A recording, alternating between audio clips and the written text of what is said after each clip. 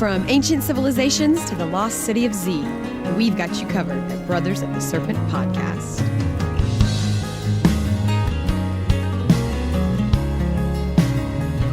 Oh, wow. That's good. Yeah, again. Welcome back, ladies and gentlemen, boys and girls, angels and demons, and monsters and serpents to Brothers of the Serpent Podcast. Coming to you not live from the 10 by 10 by 10 tangent cube of science, nestled amongst the dusty bones of an ancient seabed high atop the Edwards Plateau. Did you catch all that, Grand Watcher? Tangent cube. Sadly, we do not have the Watcher with us today. He is very sick. I am still getting over being very sick. Yeah, he has the space flu. It's pretty apparently serious. it's an epidemic. Came from space. Yeah, that's right. It's like space plankton. Yeah, Everybody up there has it. all 5 of them. He may be joining us later on, but right now he is severely under the weather, so we are going to be trying to go it alone with no Watcher. So this show may veer off into unknown tangents. You just never know. And also, remember that since we're not being watched, some of our facts may be wrong. Yeah. We may be more wrong than we usually are. That's right. All right, so it's just I don't have to introduce the Watcher. We start out with Space Weather News from spaceweather.com. Solar wind buffets Earth. Earth is inside a stream of solar wind flowing from a southern hole in the sun's atmosphere. This is causing geomagnetic unrest, albeit not full-fledged storms, around the poles. Arctic sky watchers should remain alert for auroras on February 13th and 14th. And a snowstorm hits Hawaii on Monday. A historic winter storm pounded Hawaii with hurricane-force winds, massive waves, and snow in some unusual places. Maui was blanketed in snow at altitudes as low as 6,200 feet, the lowest snowfall since 1952. At the 10,023-foot summit of Maui's Haleakala volcano, or Haleakala volcano, many world-class telescopes were frozen solid.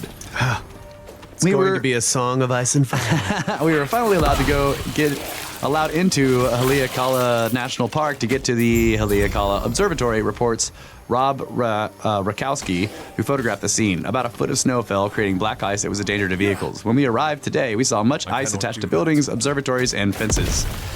The Haleakala Observatory was Hawaii's first astronomical research and development facility, managed by the University of Hawaii's Institute for Astronomy. The summit is home to the Atlas Asteroid Impact Early Warning System, the Air Force's Maui Space Surveillance Complex, the Pan-STARRS Asteroid and Comet Survey Telescope, and still under construction, the Daniel K.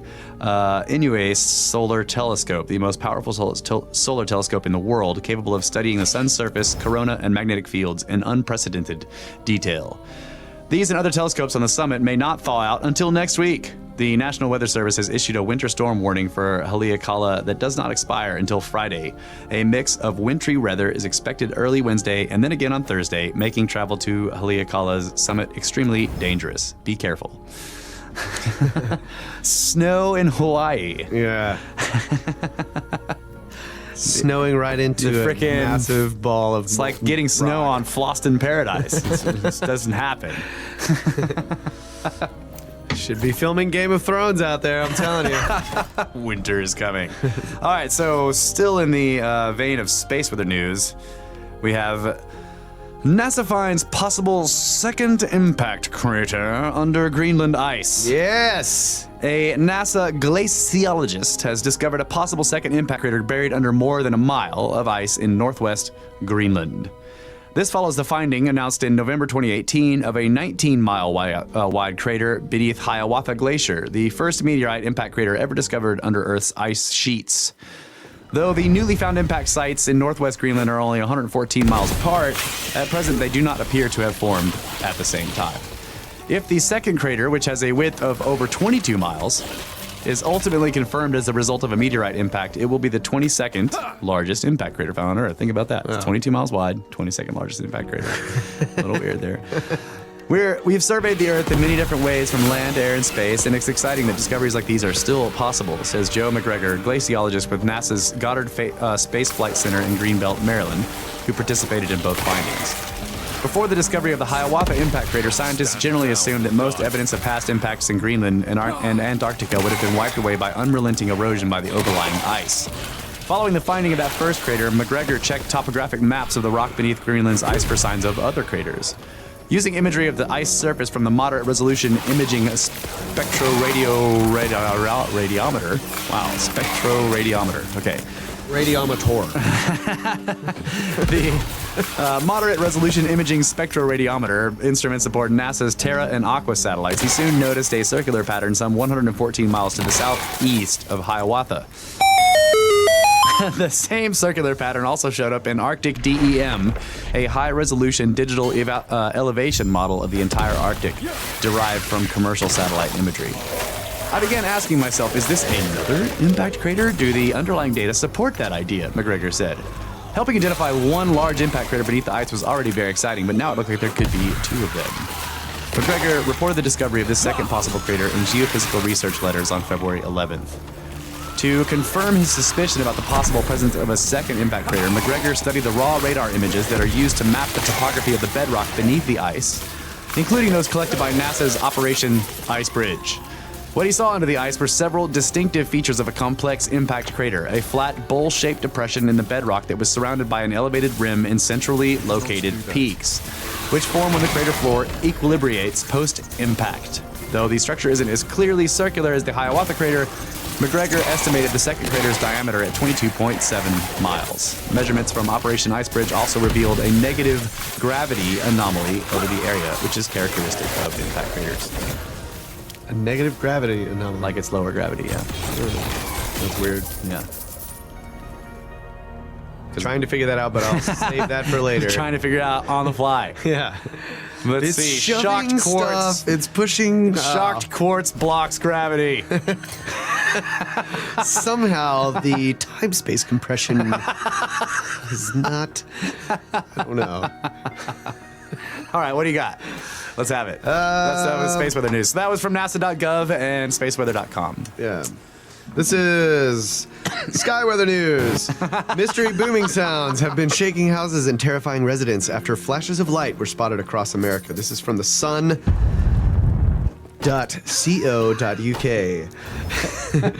Experts have been left baffled by a spate of seismic booms from Arizona to New York that appear to have gathered pace over the past week. The string of phenomena were first reported last Thursday morning when locals in 3 separate Tennessee counties reported hearing loud booming noises. On the same day, North Carolinians contacted police reporting unexplained loud blasts and booms that kept them awake at night. Wow. 2 homeowners said the booms were so powerful that they briefly lost power as a result of the tremors. Mysterious Universe reported. Lost power. Yeah. That's interesting. Yeah. Booms are definitely power suckers. Mary Buck told The Sun Online, there was a loud boom heard in Gum Spring, Virginia on Wednesday, February 7th around 7 p.m. My neighbors and I heard it. We live close to Interstate 64, so we just assumed something happened, but there were no reported incidents. It sounded like an explosion. Could be related to other mysterious boom noises reported. Similarly, unexplained explosions have been reported happening in isolation over the past years, but rarely with this frequency. On Saturday, loud bangs were reported in Rhode Island, where Jeremy Braz's doorbell captured a video and audio of a loud noise over a 3-minute period. The whole house shook, he told turnto10.com. It woke my wife up, woke up all my children. The following night, an explosion was heard in New York, accompanied by a mysterious flash in the sky. What the heck was that boom or explosion in Park Slope, Brooklyn? Asked Matt Wasowski on Twitter. Another wrote, extremely loud boom in Brooklyn, WTF? Some speculated that the boom could have resulted from a manhole explosion. But the true origin... Yeah. Manholes often explode. But the true origin is yet to be explained. These booms were followed by strange cannon-like sounds in Harahan and River Ridge in Louisiana, where they have also kept residents up at night. Residents say the sounds have been going on for for weeks, and nobody seems to know what causes them. Wow. While Philadelphians were rocked by a series of mystery booms a week ago and again on Tuesday. Mysterious Universe speculates that the phenomenon could be caused by cryoseisms. Cryoseisms. Cryospasms is what I think. It must be misspelled. Yeah. Cryoseisms. Cryoseisms. Or frost quakes, which could come about in extreme cold climates. Okay. Yeah. Yeah. Sure. Whatever the other word for they frost also- quakes They is. are also known for frost quakes cause bright flashes in the sky. Yeah, It's yeah. totally legit. Yeah, exactly.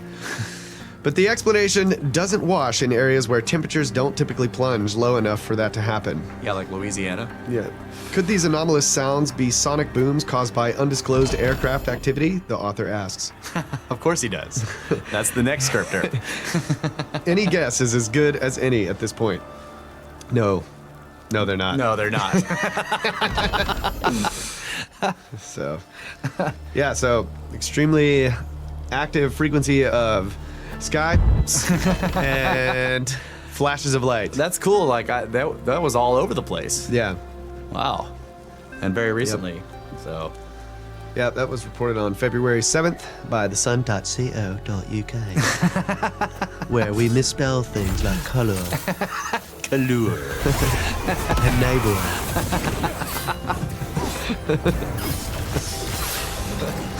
All right, so most of you know that we are huge peer nerds at this podcast. If you look at our, on the website where we have all the keywords, the most used one, the largest one says pyramid. We That's are right. like massive peer nerds. So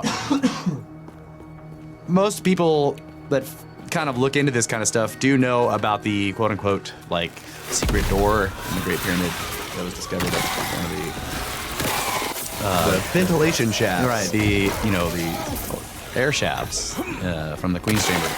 But there's a much larger story around the discovery of that has a lot of other fascinating aspects, and that's what I want to go into. That's going to be the main topic of this podcast, basically. So I'm going to be reading from Rudolf Gantenbrink's website. Can we call it Gantenbrink's door?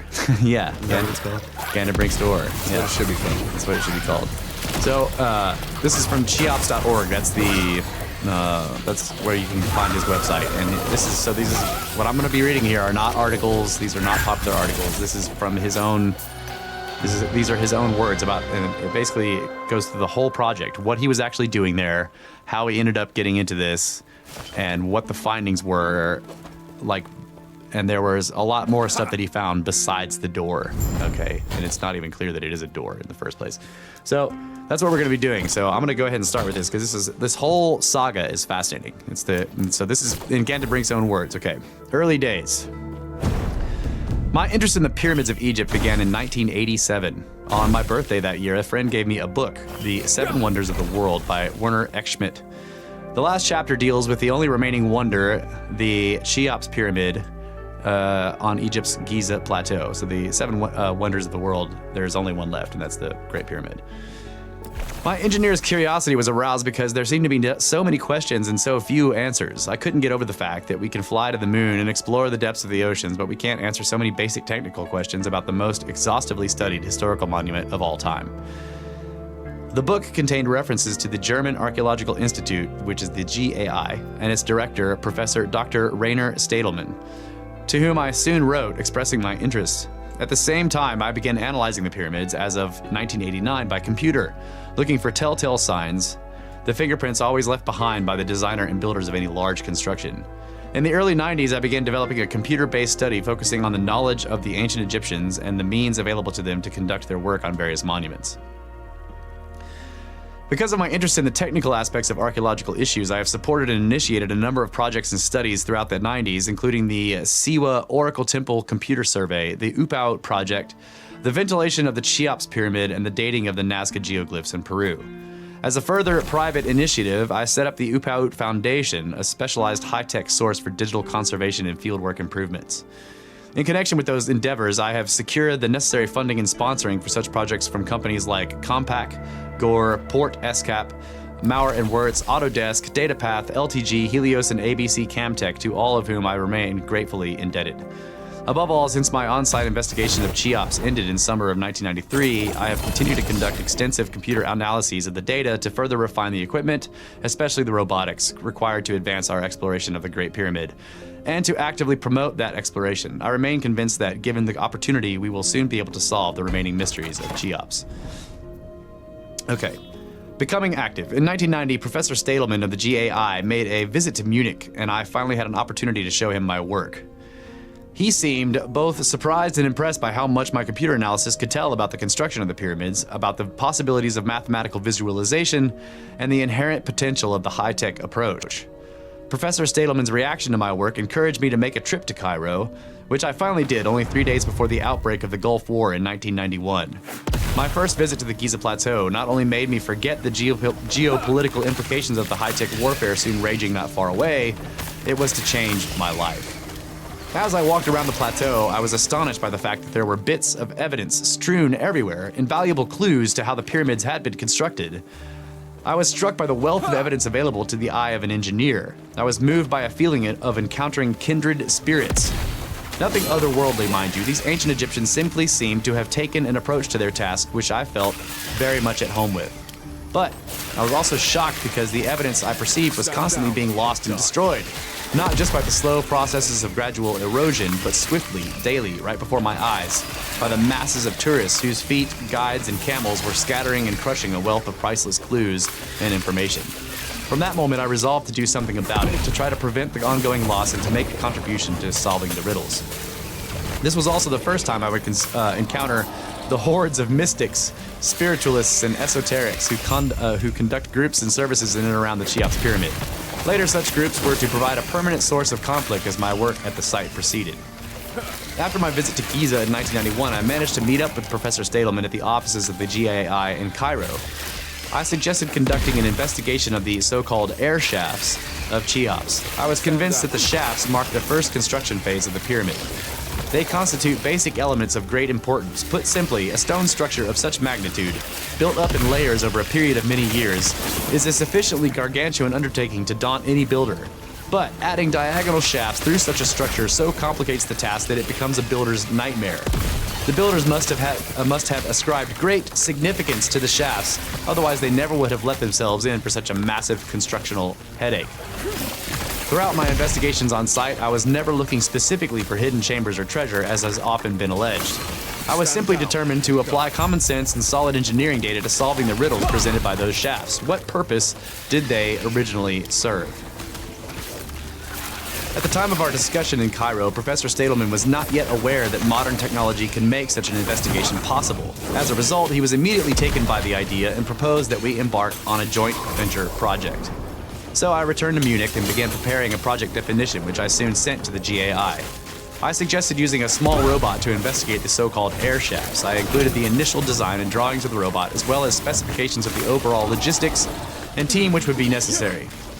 Even at this early stage, I anticipated that the steeply inclined, which is 45 degrees, upper southern shaft might be relatively free of debris and thus easily negotiable, but that the upper northern shaft, much less steep, which is only at 32 degrees, might be badly clogged, and thus that a larger clearing and cleaning operation could become necessary.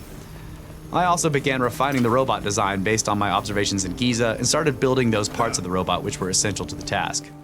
While still in Cairo, Professor Stadelman and I had agreed on a sensible division of labor. I would handle the technical preparations of the project, and the GAI would secure all the necessary permits in Egypt. Throughout the latter half of 1990, I was surprised not to receive any response to my project proposal from Professor Stadelman. But during my next visit to Giza in January of 1992, he did arrange contact with the Giza Plateau Inspectorate, through which I was granted permission by Director Zahi Hawass to climb the pyramid accompanied by an inspector. My objective was to find the outlet of the upper southern shaft, which had been lost and forgotten since the early 19th century. Think about that. Like, it was found, this happens a lot. Like, somebody finds it, like Petrie or whatever, and then and then it just gets lost. They know it's crazy. there, but That's- no one freaking knows where it is. That's how freaking big this thing is. Yeah. You can lose a shaft that's on the side outside. Right. Yeah, they know it's there, just no one knows exactly where it is, what level, and all that kind of stuff. It seems like one person could just systematically walk each level right. and find they it. just hadn't. Yeah, They just hadn't done it. No one knew officially where it was. So I thought people had tried for a while. Like people. yeah, people had tried to find it, but it's so enormous. 14 acres is a lot of area of up and down area to explore, and you can't see what you need to see from below it. Yeah. You know. All right. So my objective was to find the outlet of the upper southern shaft, which had been lost and forgotten since the early 19th century, and to inspect the Caviglia tunnel at the bottom of the upper northern shaft. At last, the big day arrived. I was to climb Cheops for the first time. With the inspector, I ascended via the southwest corner of the pyramid. On the way up, I noticed that the stone was badly eroded, porous, and broken, but in many pieces it seemed to have been worn smooth. The explanation of this little puzzle was quite simple. This had always been the route of ascent favored by unauthorized climbers because the southwest corner of Cheops can be directly observed neither from the inspectorate nor the police station, both of which are located near the north corners of the pyramid. So this is the backside. Based on the extensive computer analysis I had made of Cheops, I was able to find what I was looking for on the first attempt, the lost outlet of the upper southern shaft. It was an auspicious beginning. So basically, just from his computer models, he knew about where it should be, and he went straight to that spot, and he was like, here it is. Freaking engineers, gotta love them. Yeah. Later, I also investigated the Caviglia tunnel at the lower end of the upper northern shaft and made photographs of sand deposits in the shaft, convincing me that because of the bends along its path upward, the shaft was twisted. Afterwards, I discussed these findings with Professor Stadelman, who was very excited. But it was also during this meeting that Professor Stadelman confided that he had had some headaches with our project. He said the Egyptian authorities had granted permission for the proposed project, but that he had inadvertently offered to include installation of a ventilation system in the upper shafts of the pyramid as part of the project. In other words, that was the deal. He couldn't just get permits to do this. Right. The deal is like you get this German engineer and his company and all these badass companies to install this stuff for free, and then we'll let you do what you want. Yeah. Not for free, but we don't get charged, right? We don't have to pay for it, basically. Right. So that they would have to foot the cost to install this ventilation project. So he said, I told him I did not see any great problems of including this in the project definition and offered to take care of planning and organizing such a system. I also proposed to find sponsors for the undertaking and secure the necessary materials and equipment. So Yeah. he's like, no problem. Like, yeah. Straight to pyramids. That's right. The Giza Inspectorate provided me data they had collected over a 2-year period on the humidity and temperature levels within the pyramid and on the numbers of visitors to it. Elated with my discoveries and the prospects of a fascinating project, I returned to Germany. I immediately set to work developing and building the first, as yet unnamed, robot based on the design submitted in my project proposal for exploration of the shafts. Based on my most recent findings in Giza, I refined the design and a number of construction elements, many of which were made of heavy-duty plastic. This model will turn out to be too tall to get through some of the shafts and simply not sturdy enough for the overall task of negotiating numerous obstacles while climbing at a sharp angle. To my chagrin and frustration, I later discovered that I had underestimated the difficulties of the undertaking. In my eagerness to keep costs to a minimum and get started as soon as possible, I neglected to conduct adequate trial runs on mock-ups of the shafts. As a result, I would later have my hopes dashed and my robot stalled. The first robot, which came to be known as the Father of Noooope, was relatively inexpensive as it incorporated a number of prefabricated parts. It was a fixed construction, basically unchangeable. Only after the initial attempts to negotiate Cheops' shafts went badly did I recognize the crucial importance of a highly specialized, totally customized, high-tech solution. But in the early spring of 1992, I was still unaware of the headaches to come. For our coming venture to clear debris from the upper outlets of the shafts, I bought the alpine climbing equipment we required. Professor Stadelman had cautioned against accidents, which might give critics an opportunity to claim that once again the curse of the pharaoh was at work. And the last thing we needed was more grist for the esoterics. Or gris, however you say that. I also purchased surveying instruments to measure precisely the bending shaft sequence inside the Caviglia tunnel. As I succeeded in gaining the collaboration of the Lufttechnische GmbH to do the ventilation system calculations based on the data I had brought back with me from Giza. Through LTG, I also secured the support of the Helios Ventilator Company, which furnished the materials we needed. Finally, my preparations were concluded, and all the material and equipment was sent via the German embassy to the GAI in Cairo. Okay. Let's see. Where am I at here? Right. So let me back up here. I gotta navigate this website. So that was being active. Okay, the first 1992 campaign. All right. The first 1992 campaign began in March and lasted 2 weeks. The GAI provided me their photogrammeter, Ulrich Kapp, for the full period, and for several days each, 2 different Egyptian workers, Mohammed and Abdel Nasser, as assistants. Because the ventilation equipment was not yet ready, we embarked on the original plan, video inspection of the shafts. At this time, the Egyptians were still reluctant to close the pyramid for our investigation, so we could not work on the outlets of the shafts. In particular, the outlet of the upper northern shaft lies 80 meters directly above the tourist entrance to Cheops, and the risk of falling stones was simply too great. Yeah. But it was possible to close off the corridor leading to the Queen's Chamber, allowing us to work in relative peace there where the 2 lower shafts begin. So this is what's interesting here. Poor Graham Hancock showing up. Graham Hancock goes in there and finds all of his clothes off. He's like, what? It's hilarious how these 2 things intertwine like that. You read in his book that he's like, the thing's closed off, and he's like, ah! He's all mad, yeah. Yeah, he writes it in his book how he's mad that he can't get in there. And then he finds out later that it was because Gantenbrink was down there. That's freaking awesome. Okay. Excuse me. It was possible to close off the corridor leading to the Queen's Chamber, allowing us to work in relative peace there where the 2 lower shafts begin. Almost immediately, however, I discovered that the shaft showed evidence of serious settling due to the thrust of the chamber roof beams. The settling of the southern Queen's shaft amounted to 4 centimeters, leaving a passage space of about 16.5 centimeters, but unfortunately my robot had a minimum height of 17 centimeters, too tall to get through by a grand total of 0.5 cm. After all my careful calculations and enormous preparatory work and expense, an immensely frustrating revelation. Determined not to be stalled before I'd even gotten started, I tried to squeeze the robot through the narrows, and it got stuck. In order to extract it, I had no choice but to break off several parts, adding pain to vexation. No! Oh, my robot! Nonetheless, we did manage to push the robot and its TV camera a distance of just over 12 meters into both shafts. Egyptologists had always maintained that the lower shafts were only token or insinuated constructions. In this conventional view, these shafts were probably quite short, perhaps only 3 to 4 meters long. And they were, of course, totally right. All that time. Until they were proven wrong. That's right. And they simply implied a passageway for the escape of the pharaoh's soul.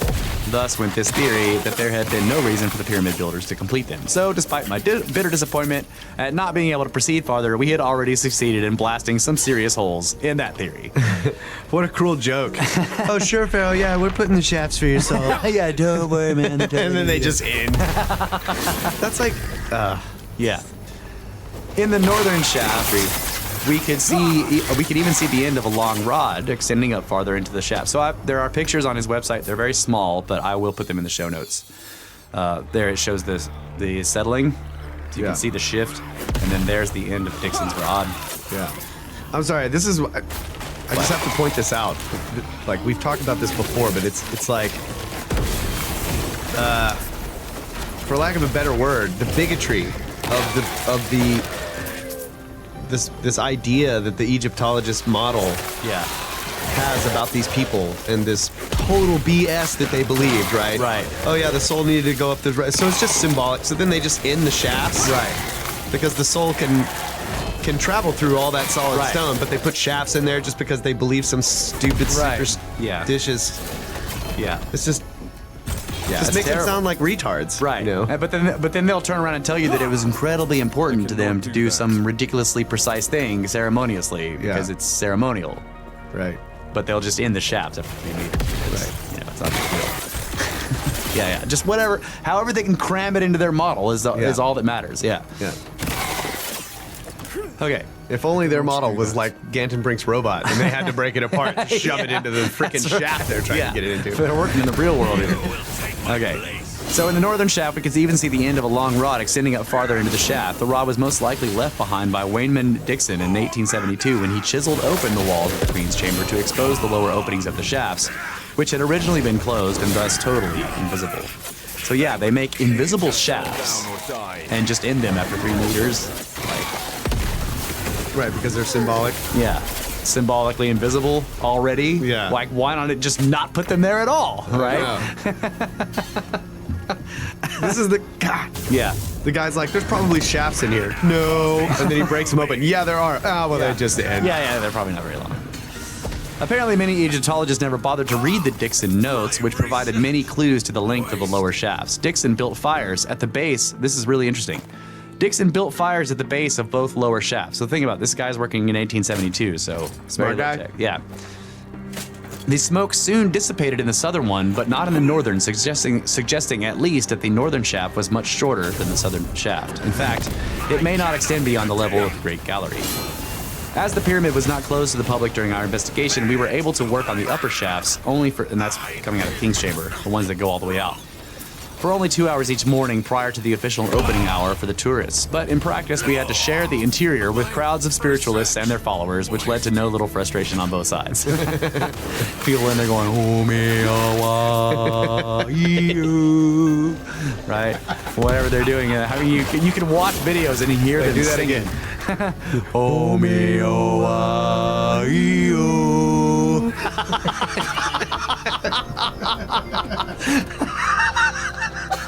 That's exactly what it sounds like. That just blew my mind, man. Okay. The opening of the lower northern shaft was simply too small to admit the robot at all, so I had made the decision to forget it for the time being and wait for a new and smaller robot. We then disassembled the robot and tried to tow the lower part only through the upper southern shaft using a tow line attached at the upper outlet. So they went up to the outside and dropped a tow line down in there and tried to pull the robot and the bottom part of the robot and its camera up through the shaft that way. Right. Yeah. But 9.6 meters in, we ran into a block left unfinished by the builders. This reduced the height of the shaft to only 11 centimeters, and once again we were stymied. See, like they just didn't finish cutting the... He's just got a diagram here which shows how they didn't finish cutting the trough for the shaft. They had it. It was still there, but for whatever reason, that block was not quite done right. Yeah, that's very strange. Johnson. Yeah. Somebody let Johnson cut that joke. The non-Johnson was sick that day. All right, I guess we'll let Johnson work on this shaft block.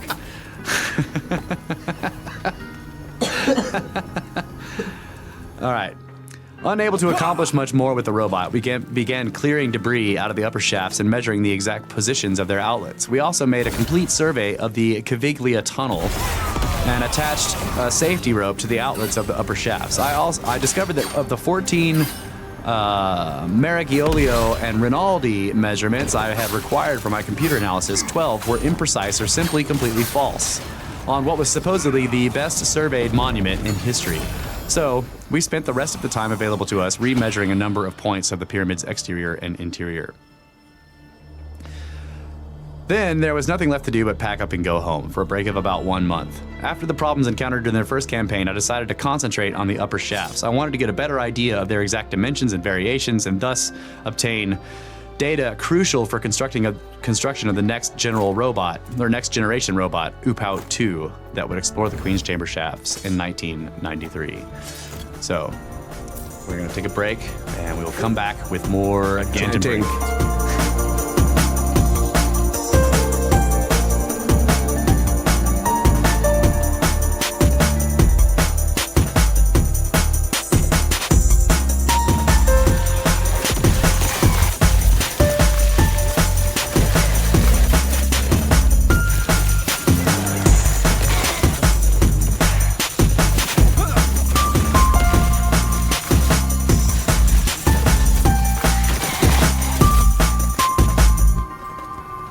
And we're back.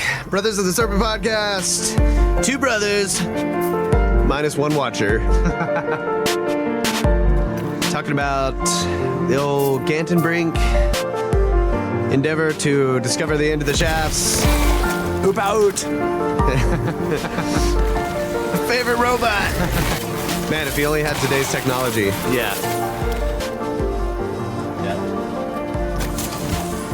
I will send this robot up these shafts.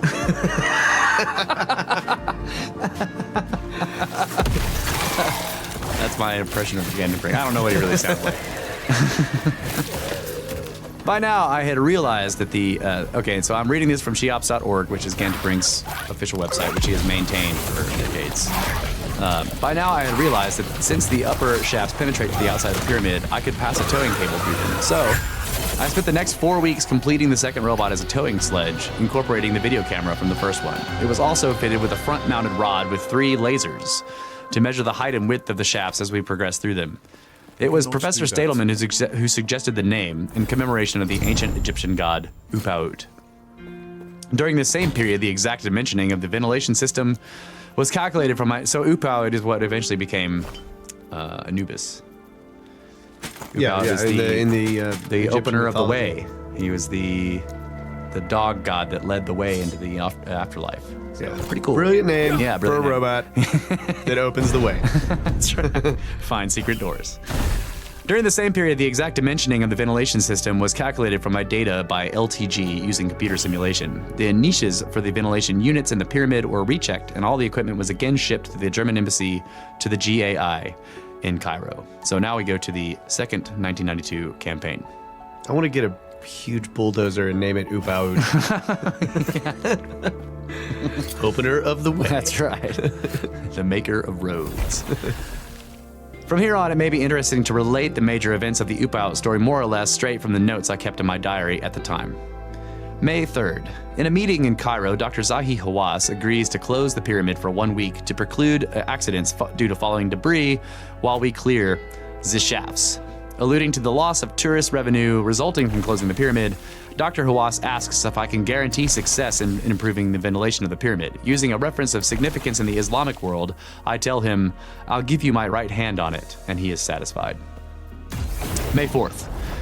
We begin working on the outlet of the upper northern shaft as directly above the main entrance to the pyramid. As we found in March, the upper southern shaft, because of its steep inclination, is practically free of sand and debris, but the northern one, with a much flatter angle of ascent, requires a major clearing effort.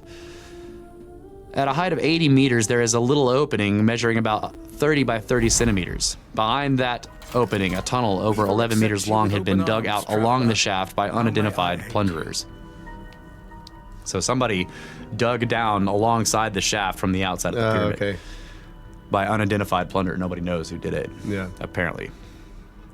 So they're showing a picture of a guy squeezing down into that tiny shaft on the outside of the pyramid. Wow. The tunnel is just big enough, about 70 by 70 centimeters, to allow one man to squeeze in, but it has been filled up with about 4 cubic meters of sand, stone, and debris, which we have to clear out. Once that back-breaking chore is done, we refer to the tunnel as the man killer, because once anyone forces his way through the narrow entrance, he immediately slides down to the bottom of this dark and narrow chute, caught up in an avalanche of choking dust and stone. Inside, there is little air to breathe, but plenty of dirt and grime to swallow. As we clear the tunnel, we also uncover the remains of a previous mission that had failed, probably carried out by Petrie in 1881 and 82. We find a badly corroded, 4-wheeled vehicle which would just fit into the shaft. It is made of solid iron and weighs about 30 kilograms. The very fact that it is still up here convinces me that an earlier attempt to clean out the shaft was made but failed. If whoever tried it actually managed to pass this wheeled ram all the way down through the shaft, he would certainly not have bothered to lug this unwieldy beast back up to the outlet. We discovered that the northern shaft is totally plugged, and the find of the vehicle is not encouraging, but we at least know what we have to do. It is obvious that larger stones are jammed into the shaft. As a result, any attempt to push the blockage down from the top will simply compact the debris further, jamming the shaft even more effectively. So there's a little picture here of this block of iron with wheels on it that somebody was trying to roll down the shaft to ram into the debris to try to knock it down to the inside. May 5th. We fashion our own, hopefully more effective ram by sharpening one end of a truck axle and welding a large chisel onto it. We carry this 40-kilogram construction up to the entrance of the man killer. There, we attach a rope to the rear end of our improvised ram and then send it sliding down the chute. It accelerates for a few seconds and then crashes into the plug of debris with the desired effect of breaking up the larger stones into smaller pieces, some of which slide down the shaft, but once is not enough. Only on our third run do we achieve our breakthrough, and hundreds of kilos of dust and debris surrounding our axle pour down in the Caviglia tunnel. The interior of the pyramid is clouded with dust for several hours, but for the first time in at least hundreds of years, the upper northern shaft is clear. That's awesome. May 6th. We are now ready to make our first attempt to pull Noooope 1 up through the northern shaft. We remove the rope from the axle ram and attach it to the tow line, a heavy-duty nylon fishing line of the robot, and then we pull the rope back up to the outlet. Then we attach the robot at the bottom end and begin pulling it up. But there is still too much sand and gravel in the shaft, and the small robot sledge bogs down. The tension on the tow line increases until it finally snaps. The sledge, along with another mass of dust, sand, and gravel, tumbles down to the bottom of the shaft, landing in the Caviglia tunnel. Luckily, the sledge suffers only minor damage. May 7th. Sandstorm. As immensely valuable time passes, I can do nothing but twiddle my thumbs and grit my teeth. May 8th. We begin again by clearing debris and a new load of sand left by the storm out of the shaft and the Caviglia tunnel. We fit the man-killer tunnel with a 12-meter-long plastic water pipe which extends out the upper opening. Then we close up the tunnel with masonry to prevent stones from falling into the shaft. At the southern side, we solve this problem by mounting a steel roof over the outlet. The dangerous work on the outside of the pyramid, preparing the ground for the ventilation, requires a total of 2 weeks. Once our cleanup operation is completed, we can finally make our next attempt to carry out a full video inspection of the shaft with the towing sledge. May 9th. Our second attempt succeeds. Noooope 1 covers the entire shaft from the Caviglia tunnel at the bottom to the outlet at the top. We measure all the internal joints of the blocks along the way, but discover nothing exceptional. At least we experience no major difficulties, except of course for the endless jaunts up and down the outer face and in and out of the pyramid for want of a forgotten pen or a measuring instrument or a notebook or whatever. Oh my god. I need my pen. You left it in the Queen's Chamber.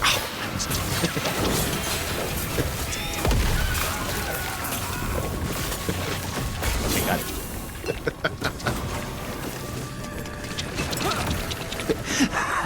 God, it would take hours. Yeah. May 10th. We install metal bars to protect the end of the pipe at the outlet of the upper northern shaft. We also install the electrical wiring from the exterior to the interior of the pyramid and the electrical control panel in preparation for the ventilation system. And we have to resurvey the Caviglia tunnel because we lost the piece of paper with our original measurements somewhere in the dark tunnels. Jeez. May 11th. We built the roof over the outlet of the upper southern shaft. May 12th, we shift to the upper southern shaft and successfully complete the first video inspection of the full shaft, also measuring all the joints.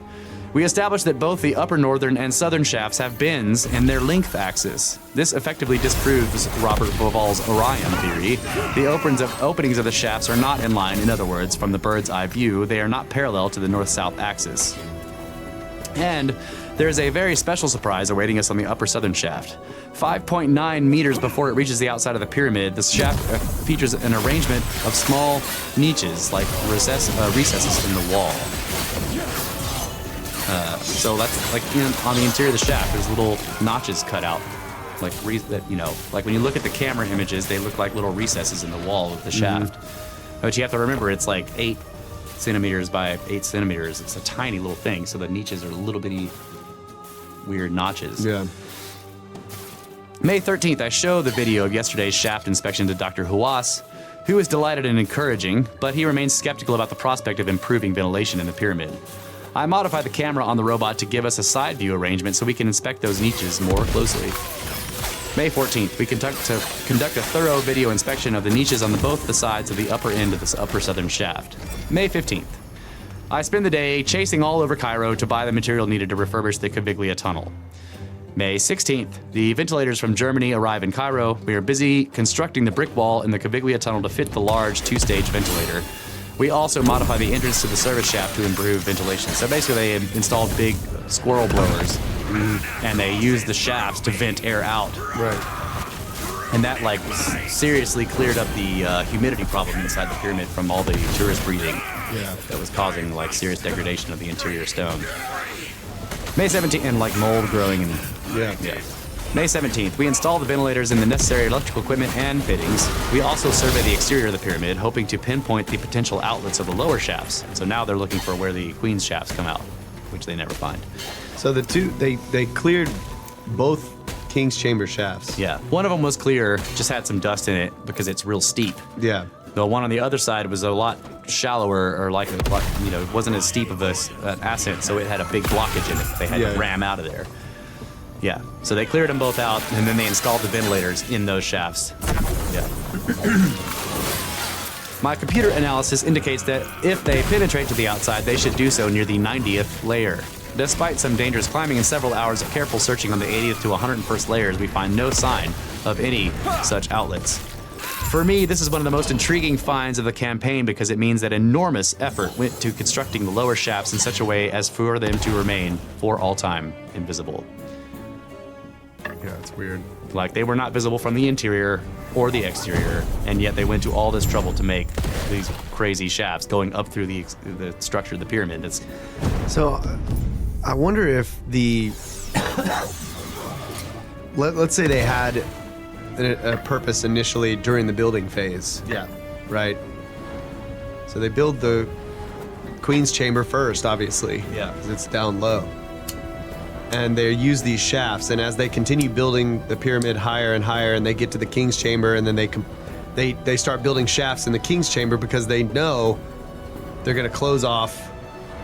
They'll eventually, once they get the King's Chamber completed, and they're above the ceiling of the King's Chamber, they're going to close off the shafts in the Queen's Chamber and then use the shafts in the King's Chamber. So they would do that by how? So how would you close off the shafts in the Queen's Chamber? By installing those blocks in the wall? Yeah, and then like say they left parts of the exterior wall unfinished where the shafts opened up. You mean the interior wall of the Queen's Chamber just is not stacked up? That and the exterior, where they're closed off on the exterior as well, right? Yeah. So I guess what I'm thinking of, however they did it, I don't know. The idea is that they served a purpose during construction, and then, or let's say they built it a certain way and they had the Queen's Chamber, and then they're like, okay, we need to move up and build another one up higher. So we close off those shafts and move up, build another chamber. It's possible. So it's basically suggesting some utility. Yeah. That the Queen's Chamber, they're like, let's build a bigger one up higher. Yeah. Yeah. That's possible that they had some kind of construction purpose, but were not necessary to the end product. Or they were necessary to the end product, but they ended up deciding to build another one up higher for some reason. And they left those open. They were supposed to stay open, but they closed off the bottom ones because the Queen's Chamber was no longer used. They're like, well, close it off. We're not using it anymore. But that could be proven wrong just based on I don't know how the blocks were blocking it, or how, the blocks, they just didn't cut all the way through the last block. That's why it's weird. Like the block that's actually the wall part of the Queen's Chamber had the shaft in it. They just left 5 inches of rock. Just didn't cut all the way through. So could they have removed that entire block? I don't know. I'd put a whole brand new block in there that had it, and still would have had it cut. It's so weird. You're right. Doesn't make any sense. Okay, that's what I was looking for. Something to. Yeah, like if that would have happened, then the entire block would have just been right. They would have just pulled the block out with the shaft hole in it and put another one in there that didn't have one. Right. So it wasn't like they just put a small block over the hole. No. An enormous granite block had the shaft cut all the way up into it to the very end and just stopped right before it got all the way through. It's strange. How did the guy find? He just banged around on the wall. He found them in the same place that they are in the King's Chamber. But yeah, he went along tapping on the wall, and then he was like ding ding ding ding ding. Yeah. Dude, and then he chipped them out. And there was some number of inches of granite before he got to the opening. So, May 18th, we spend the day working on the ventilation system, conducting operational tests. None of this does any harm to the original structures. I have used a technology to fit in the ventilators without drilling a single hole. We have to attach specially made stainless steel anchors for the security rope. I am forced to guarantee, as the man responsible, that there is absolutely no risk of potentially fatal accidents. Our test of the new ventilation system is supervised by the still skeptical Egyptian authorities in the person of Mustafa Abd el Qadir Isa, Director of Restoration and Conservation of the Giza Plateau, and 3 inspectors. Today's test results. Full speed reduces humidity from 79% to 65% in 30 minutes. Ventilators continue running overnight. May 19th, test results, 30% speed at 12 o'clock, 53% humidity, matching the atmospheric value outside the pyramid for the first time in who knows how long. Yeah, buddy. May 20th. Great achievement. Test results, 30% speed at 12 o'clock, 53% humidity. Test results, May 21st, 53%. May 22nd, tests results, 53%. At only 30% of capacity, the new system stabilizes and maintains the atmospheric humidity level. That's awesome. Professor Stadelman urges Ulrich Kopp and me to write up a statement for the press, which we are happy to do. After all, we are very pleased with and proud of our accomplishments. In a very short period of time, we have helped save one of the most important monuments in the world from further damage by humidity. We have also inspected and measured about 120 meters of previously unknown area in the shafts and have discovered a hitherto unknown element, the niche, in the upper southern shaft. We have also, and thus, demonstrated that with high tech, it is possible to explore areas previously regarded as totally inaccessible. A press conference is scheduled for Saturday, 23rd, which is my last day in Cairo. May 23rd. On this Saturday morning, I receive a call from Mustafa, who tells me that the press conference has been canceled. He says he does not know why. Bewildered and frustrated, I pack up and return to Germany. That's Zahi Hawass trying to take credit. Yeah. Ugh. So, the 1993... Oh, it's so dirty. The 1993 campaign, March 6th through the 28th of 1993. Preparing the third Cheops campaign. In the late spring of 1992, I'm obsessed with 2 burning questions. First, where do those lower shafts end? And, of course, what is at the end of them?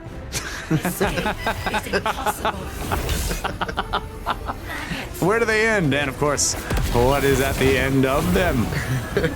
In fact, it's only the hope of finding answers to these questions that helps me forget the disappointing end to the otherwise very successful second campaign. So in June, I plunge into preparations for the next step. The original project definition foresees investigation of all 4 shafts, but so far we have explored only the upper 2. We now know the lower ones are not simply implied, as conventional Egyptology maintained. After all, we've traveled almost 12 meters into both of them, and both obviously continue. One thing is eminently clear to me at this point. I need a way better robot. That's not how he wrote it, but that's what I said. I need a much improved robot, is what he said. I need a more awesome robot. I begin working out my ideas for Noooope 2, and by July, I'm completing the computer plans and construction design. In September, actual construction begins, not just on Noooope 2, but also on the support robot, designed to measure the angle of ascent of the lower shafts down to a 1/10 of a degree. Its clamp gears allow it to ascend by pulling itself upwards along Noooope 2's power cable, so it comes to be known as the rope climber. Many of the elements I need, especially for Noooope 2, are very complicated, customized constructions. The gearing, for instance, eventually comes from Switzerland. I learned from my mistake on the first campaign. This time I also build scale models of the shafts so I can conduct extensive trial runs with the new robots. By December 1992, the basic robot Noooope 2 is completed. The Egyptian Antiquities Organization, the predecessor of today's Supreme Council of Egyptian Antiquities, has asked me to inspect and document the situation of the tomb of Sethos I in the Valley of the Kings. So, in December, I travel to Egypt again and take advantage of the opportunity to conduct traction tests with the new robot in the lower southern shaft of Cheops. While in Cairo, I also show the new robot in slides taken to the second campaign to Dr. Hawass and Professor Stadelman. The latter says it's a great pity that we have no video documentation of the earlier efforts. I suggest bringing along a small documentary camera team for the upcoming third campaign, and Professor Stadelman wholeheartedly agrees. In January 1993, I returned to Germany to complete work on Noooope 2 and the rope climber, and also to finalize preparations for our third campaign. So, the third Cheops campaign. On March 6th, I arrive in Cairo together with my camera team. March 7th, I spend the day taking care of general preparations and getting acclimatized again. I am scheduled to meet tomorrow with Dr. Hawass and Professor Stadelman. March 8th, Noooope 2 and the rope climber arrive at the offices of the GAI in Cairo. I go to meet Dr. Hawass, but there is no sign of Professor Stadelman. And I find out that not all of the required paperwork has been taken care of. Dr. Hawass knows about our project and plans, but is of course quite unhappy about this lack of proper preparation. He could easily tell us to turn around and go home again, but in order to not endanger the campaign, he bends over backwards to cut red tape. He requests Ulrich Kapp to inform the GAI that the necessary paperwork must be submitted as soon as possible and generally allows us to proceed anyway. March 9th. We transport all the equipment to Cheops. Once we get into the Queen's Chamber, we set up, check out Noooope 2 in the video system, and finally the campaign gets rolling. But after only a few minutes, we are again thwarted by an unexpected problem. Because of the difficulties encountered on the last campaign, not being able to get through the shafts, which in one of two places are only 11 centimeters high, I cut down the height of Noooope 2 as much as I could.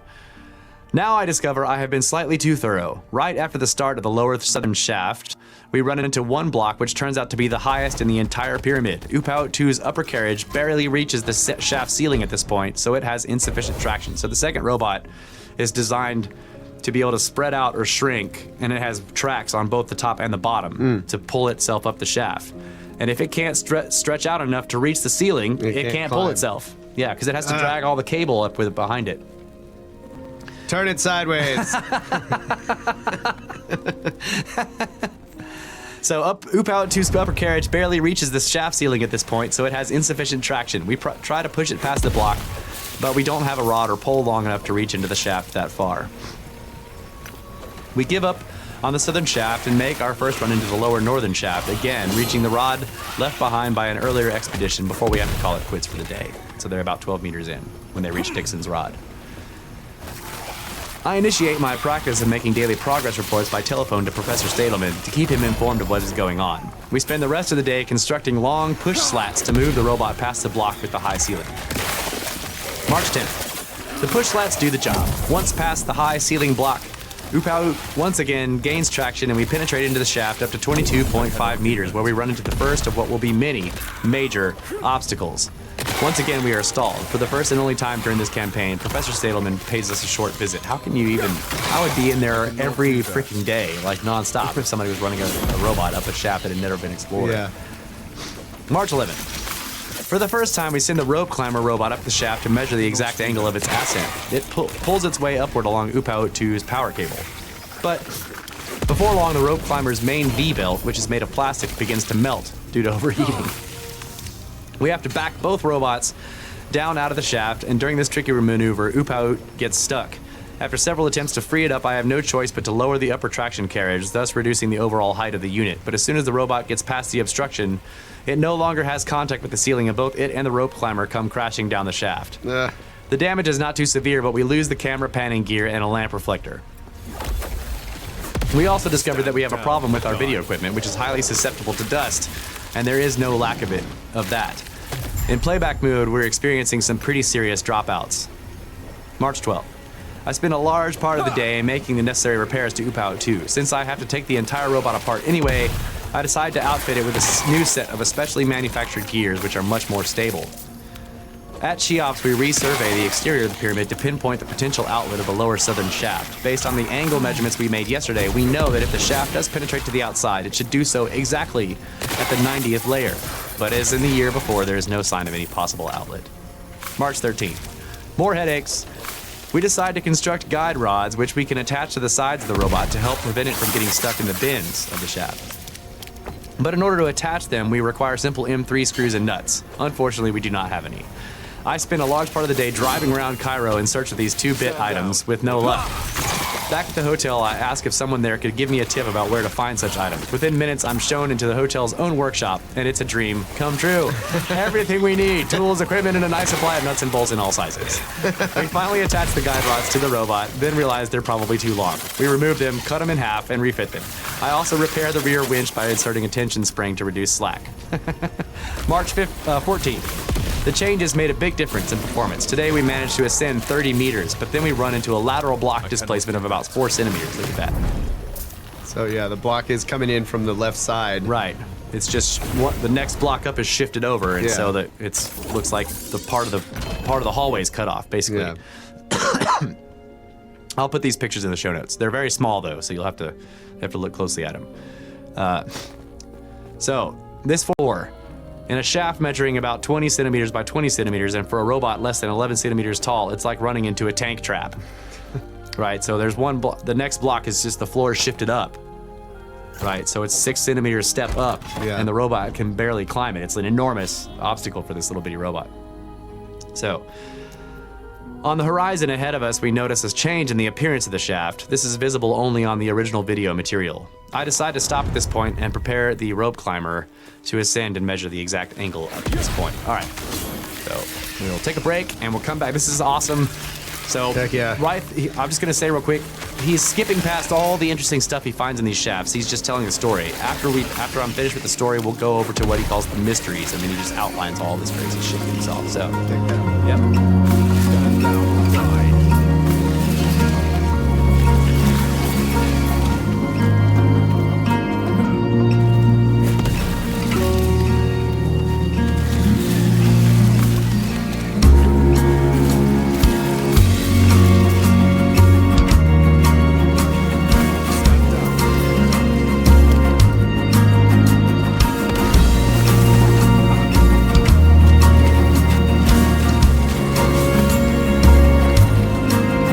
Got a lot of happy birthday wishes on Twitter.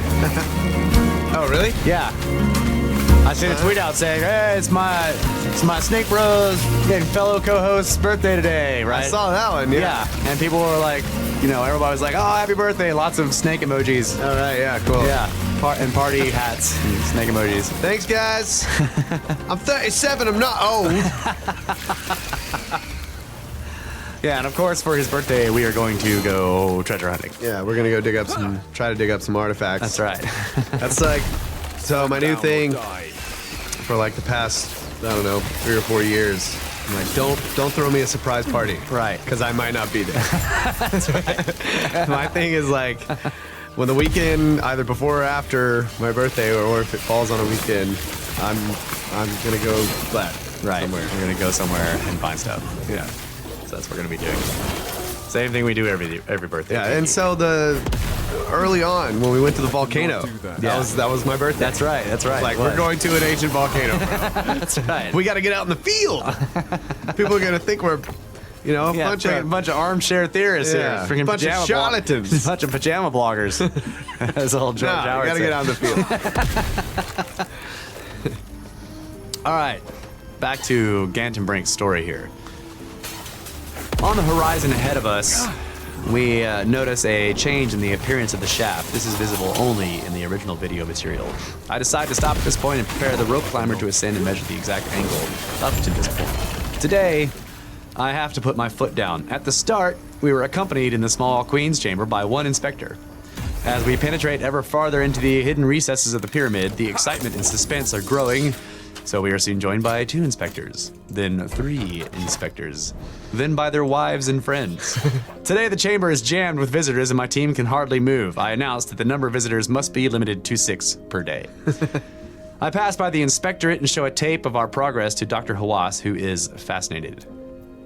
Now, here's where some interesting politics starts to happen here. So he shows a tape of this to Hawass, who's fascinated. The next day, March 19th, Ulrich Kapp, the GAI surveyor who has assisted me so far, is no longer part of the team. He has been, without any warning, sent off to Upper Egypt on some other assignment. Right. So this is the beginning of the getting people out of the way, right? So Hawass sees video, and the next day, he's already... Yeah, because the whole time they've been thinking, oh, this tunnel just ends. Yeah. Once again, the V-belt of the rope climber goes soft from overheating. I back Noooope up 11 meters, then extract the rope climber, all of which consumes a lot of time. Finally, I send Noooope back up to 53 meters and spend the rest of the day trying to maneuver it over this step in the floor. I leave the robot in place and retire to the hotel, plodding away over this maddening obstacle. I realize that I need more traction on the upper carriage. March 20th. To the upper drive wheels, I need to attach a milled extension with sharper teeth in order to increase traction in the ceiling. The step is the only spot where we need extreme traction. Noooope has to climb vertically over the step, dragging 57 meters of cable behind it. I don't have the kind of equipment I need to do the job, but I get lucky. At the hotel, I run into some members of a crew who are assembling a cigarette production line in Cairo, and they offer to help me out. Big tobacco Smokes, to the let's go. rescue. During my daily telephone report to Professor Stadelman, I received shocking news. Because of internal problems at the EAO, Dr. Hawass resigned from his post yesterday evening. The rumors are flying, but for the moment, no one seems to know what the consequences may be. The same problems would lead to the dissolution of the EAO and its replacement by the SCA. After the reconstructuring, Dr. Hawass later returns to his post as director. So there's political stuff happening. Yeah. That's weird. The first thing I thought of the weird political stuff happening, obviously, was like their press conference was canceled. Yeah, that's true too. And then there's this thing when he comes back, and it's like, oh, the proper paperwork's not done. Yeah. Oh, by the way, my rules that I put in place to prevent you from being able to do this, I'm gonna bend over backwards. Yeah, to exactly. Make sure it happens for you. Right, yeah. I'm just like, come on. Yeah. March 22nd. I send Noooope back up the shaft to the step at 53 meters. Finally, on the third attempt, the robot clears the hurdle and can proceed. The next 6 meters of the shaft show a gradual improvement in the quality of workmanship.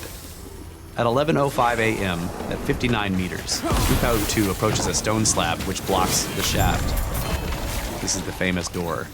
This explains the odd change in appearance we noted back in the 18th as we advanced into the step. What we were seeing was a reflection of this slab. Our video inspection of all 4 shafts so far, a total of about 180 meters, we have seen only blocks made of local limestone. But the final block before the slab is definitely carved from lighter colored limestone, probably originating from the Mokattam Mountains, about 30 kilometers from the Giza Plateau, on the other side of the Nile. This was the material the builders used for the higher quality casing stones of the pyramid's exterior, and for the chamber systems. The workmanship of the last block in front of the slab is also much higher than anything we have seen in any of the shafts so far. What? I need to see a diagram. Okay, so back to the original hypothesis that was debunked. Oh, that they shifted, that they... So it was a smaller pyramid. Oh yeah, that could be. And that's why they get to the casing stones that are basically what was the outside at that time, and they built a bigger pyramid over top of that. That's good. And built the king's chamber up higher, put new shafts in it, and then put the casing stones in. I see. So that's a good idea. Yeah, all right. That's a good idea. They would have still had to rebuild the Queen's Chamber interior, and still would have almost finished out the shafts. Right. For whatever reason. I don't know how they did. It's just like what you were describing to me before. It's like the whole block on the inside of the Queen's Chamber had the shaft cut in it and stopped. Right. Yeah. Well, like the fact that this entire block that was the same stuff they used for the casing stones, like we don't know what the casing stones were like on the outside. So, well, there are some left at the very bottom. No, I mean, up there where the shaft exits, right? Right. So where the King's Chamber shaft exits, what if the casing stones that were originally there were like the casing stone had the shaft cut into it and stopped? Yeah. That could Again, on the outside. Yeah, that it didn't come all the way to the outside with the casing stones there. Yeah, that's possible. Yeah. Anyway. So you're implying that like what they're actually looking at here are the original casing stones of the smaller pyramid, maybe. Yeah. Yeah, that could be it. So I want to, anyway, look at a diagram of it. And that would also make sense when they drilled through it, they saw just another block right past it. Right. And it's a rough one, implying that that was the outside of the original pyramid. Yeah, could be. It's totally possible. It's a good idea. Okay. As we approach the slab, we see 2 dark streaks upon it, which upon closer inspection turn out to be copper fittings. And there is something else. The face of the inspector sitting next to me at the monitor has become chalk white. He draws my attention to 2 round white marks on the copper fittings. These are seals! These are seals! He exclaims, visibly shaken. We must stop work immediately and inform our chairman. The excitement in the Queen's Chamber is palpable. For a variety of reasons, we know we have discovered something of great significance, but I have no choice. I leave Noooope 2 parked in front of the slab, and we retire to our hotel in Cairo. I call Professor Stadelman to give him the news. So this is like, to me, when I first read this part really struck me. Like, the guide who's with him, like, all the color drains out of his face. Right? He describes him as turning chalk white. These are dark Arab people, basically, right? The dude, like, is terrified. or whatever. Something has happened to him, and it's sort of unknown. Like and then he claims that they're seals, like like a seal on a door or whatever, right? Not like a signature seal, like you stamp it. It's not clear. He just says these are seals. Yeah. And you're like, what are you talking about? Right. Like and the you can animals? see him. He shows the 2 white circles that can be seen. Yeah, he says the face of the inspector sitting next to me at the monitor has become chalk white. And then he starts shouting, these are seals. He's visibly shaken, and he says we have to stop work immediately. Yeah, that's really weird. Like he's terrified or something happened to him, and it the dude was like really very upset. Yeah. For whatever reason. He was scared. That's weird, right? Yeah. Are these really seals? The professor asks. I simply repeat what the inspector said, adding that I myself have no idea what Old Kingdom seals look like. Within an hour, both Professor Stadelman and Dr. Hawass arrive at the hotel. Together, we view the video of the day's discoveries. About the seals, Professor Stadelman is quite adamant. He says no such round seals were ever used in the Old Kingdom. But much later, together with a German Egyptologist, I was to investigate this issue more thoroughly and discover that this is not necessarily true. The usual practice in the Old Kingdom was to roll a cylindrical stamp over a piece of clay to create a so-called roll seal, or a cylinder seal, like the Sumerians did. Right. I don't understand how those circles could be. I don't get it, But not always. Although very little is actually known about the appearance of Old Kingdom seals, it appears that some were indeed made of white gypsum. And a careful scrutiny of our video images from the shaft reveals several bits of gypsum in the sand some 15 to 20 meters below the stone slab. Oh, so he's thinking that the seals were put in there and then the copper was like molded in to hold them in place? Yes. Yeah. And the seals represent do not break this. Basically, it's if it was sealed, it was sealed shut. It's like, don't open it. It's a seal. So the copper... The copper is holding the gypsum seal stuck to the slab. So they bore a hole into the block, they slide the seal in there, then they have maybe they make like a sort of a little cut or a groove for the copper. Yeah. And then they mold the copper into it. Yeah, the copper is like a hook. It's also drilled in. Oh, okay. And bent over. And bent over to hold the seal to the slab. I never understood that. So it's pretty freaky. Okay, I'm not going to jump into the future. keep going. In any case, on this momentous March afternoon in Cairo, both Professor Stadelman and Dr. Hawass are absolutely delighted and very complimentary. Professor Stadelman says my team and I should prepare a press statement on our findings, and Dr. Hawass adds that the Minister of Culture has to be informed immediately. March 23rd. As of every morning, the first thing I do upon reaching the Queen's Chamber is to turn on Epoch's video system. During those suspenseful moments before the first image from Epoch's camera appears on the monitor, I say, "Good morning" to Epoch. This has become a popular custom with everyone present, so today there is a true chorus of good mornings. "Good morning, Epoch," everyone says.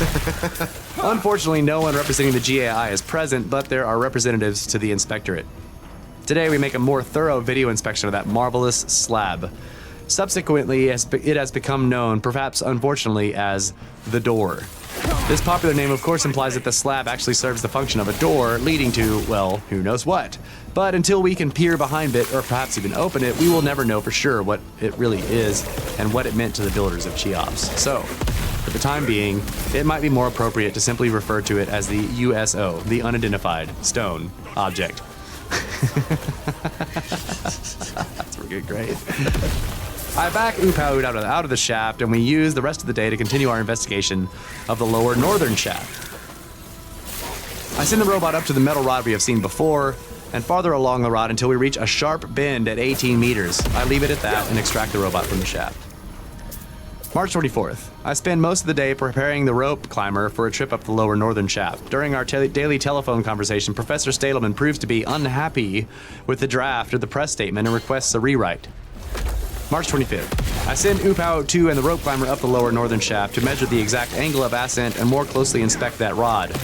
The temptation is great to send Epoch around the sharp bend at 18 meters, but since our short guide rods have suddenly turned up missing, the danger is too great that the robot might get stuck and not be able to return. The guide rods that they made to fit around it? Yeah, to keep it in the middle of the shaft. Yeah.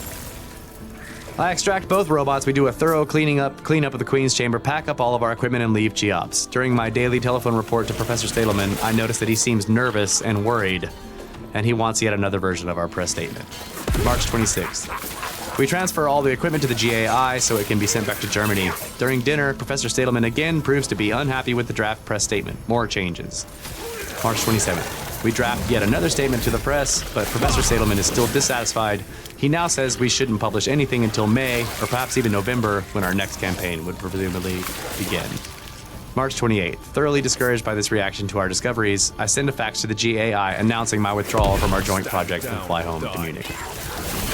I wish you would give more information about the changes they wanted. Like, what was the press statement? Yeah, and why was the guy worried and nervous? They found something momentous, and now everyone's flipping out. Yeah.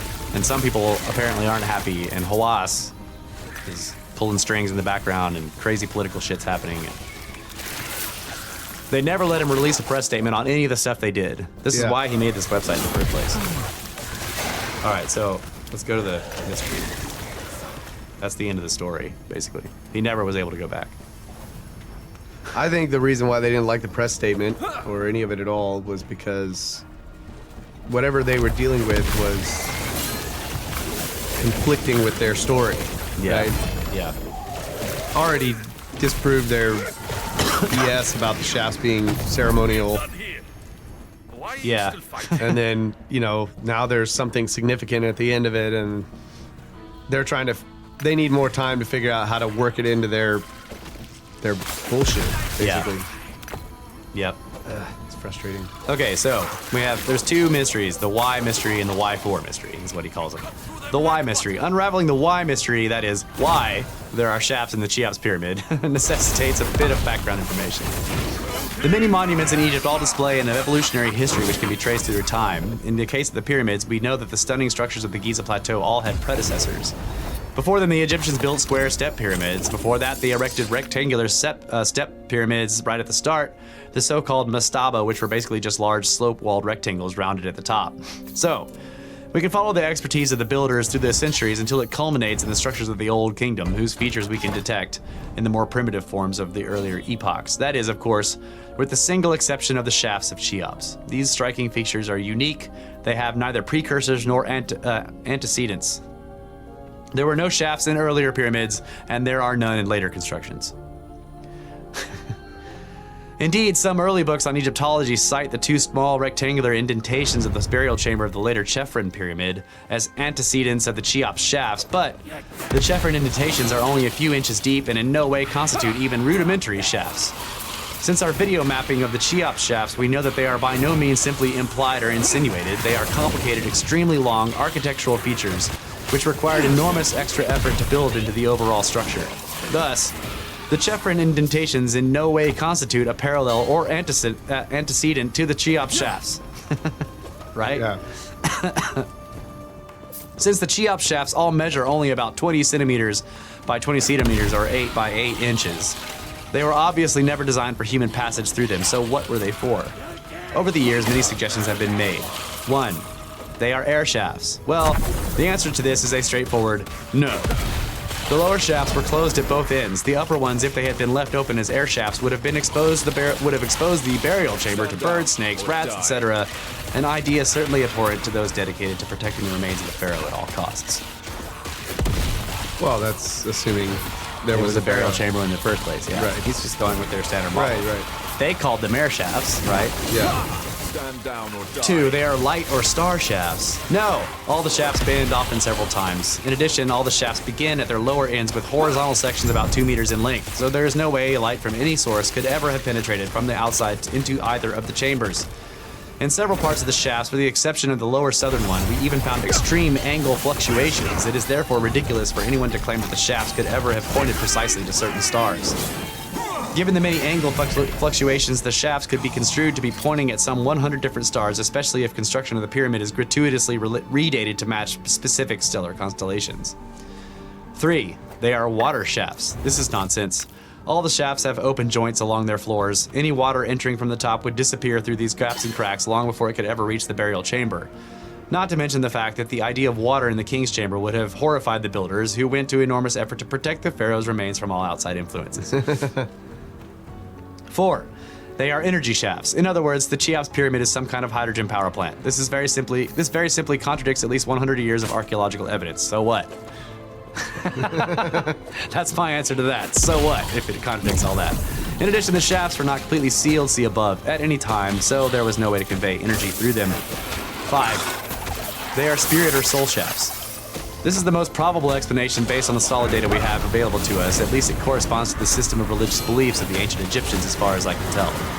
But this brings us to a truly great mystery. If they were designed as soul escape routes, why were such shafts built only during one single generation? That's a good question. And why were they closed off by more stone? Right, and why were none constructed before or after Cheops? Possible reasons? 1. This phenomenon indicates the existence of a religious revolution, such as in the case of Akhenaten's Amarna culture. It is possible that a single generation took a radically different approach to religious rituals, but as is the case with the Amarna culture, such religious revolutions leave behind different kinds of evidence and are thus well documented. There is no such evidence or documentation relating to Cheops. 2. The shafts simply constitute an afterthought or an insignificant architectural change. This hypothesis defies all logic and basic engineering knowledge. The shafts, despite their small dimensions, greatly complicated the construction and required massive static changes, endless additional work, time, and energy. Any builder forced to penetrate vast horizontal layers with diagonal structures faces enormous challenges and headaches, not to mention the fact that both northern shafts had to be bent several times at different angles, a masterpiece of engineering to get around the vast obstruction of the Grand Gallery. Like that one shaft has to go around the Grand Gallery. It bends all over the place to get around. Which one is that? One of the Queen's Chamber shafts? Both northern shafts. So the King's Chamber. Yeah, it has to bend too to get around the Grand Gallery. Yeah. How can the King's Chamber? Because it's on the King's Chamber's on the same level as the top of the Grand Gallery. Right. So that shaft coming out has to go around the tip. Yeah. Not very much. Not nearly as much as the Queen's Chamber shaft, which has to go all over the place. But it has to bend a little bit to get around the Grand Gallery. They had to have it. Yeah. They had to have it. They had to have it. The Y4 mystery. If one generation thought it was necessary to provide the pharaoh an architectural escape route for his soul, one shaft would certainly have been enough. So this question is, why are there 4? Why 4? Why 4? That's great. One shaft would certainly have been enough for the soul to ascend to the all-important northern sky. But the King's Chamber... Okay, so let's go with mystical, mythological standard model BS. Yeah. There's the Kef and the Ka. Yeah. Right? Yeah. So the Ka is, I think Watcher, check me out. The Ka is like the actual. It's like the consciousness essence. Yeah. It's the thought essence of your existence. Yeah. And then Kef, I think, is the other one. Mm-hmm. Is the body essence of your existence. Okay, I can't remember the Kef one, but I remember the Ka. Yeah, one Ka of them can be held in a statue or. Yeah, well, I don't. Okay, so I think the Ka is your mind, your consciousness essence in soul form. Okay. And the Kef is your body essence in soul form. So like we have apparitions or whatever of ghosts. Gotcha. Like it's a combination of. It could be just one. Yeah. Right. If it's just this image mindless. of like the body walking up the stairs every night at midnight. Yeah. You know, doesn't respond to any external things. Right. Yeah. That's the Kef. It's this remnant of the spirit of the body. Okay. That's cool. Yeah. Yeah. So you gotta have 2 shafts, bro.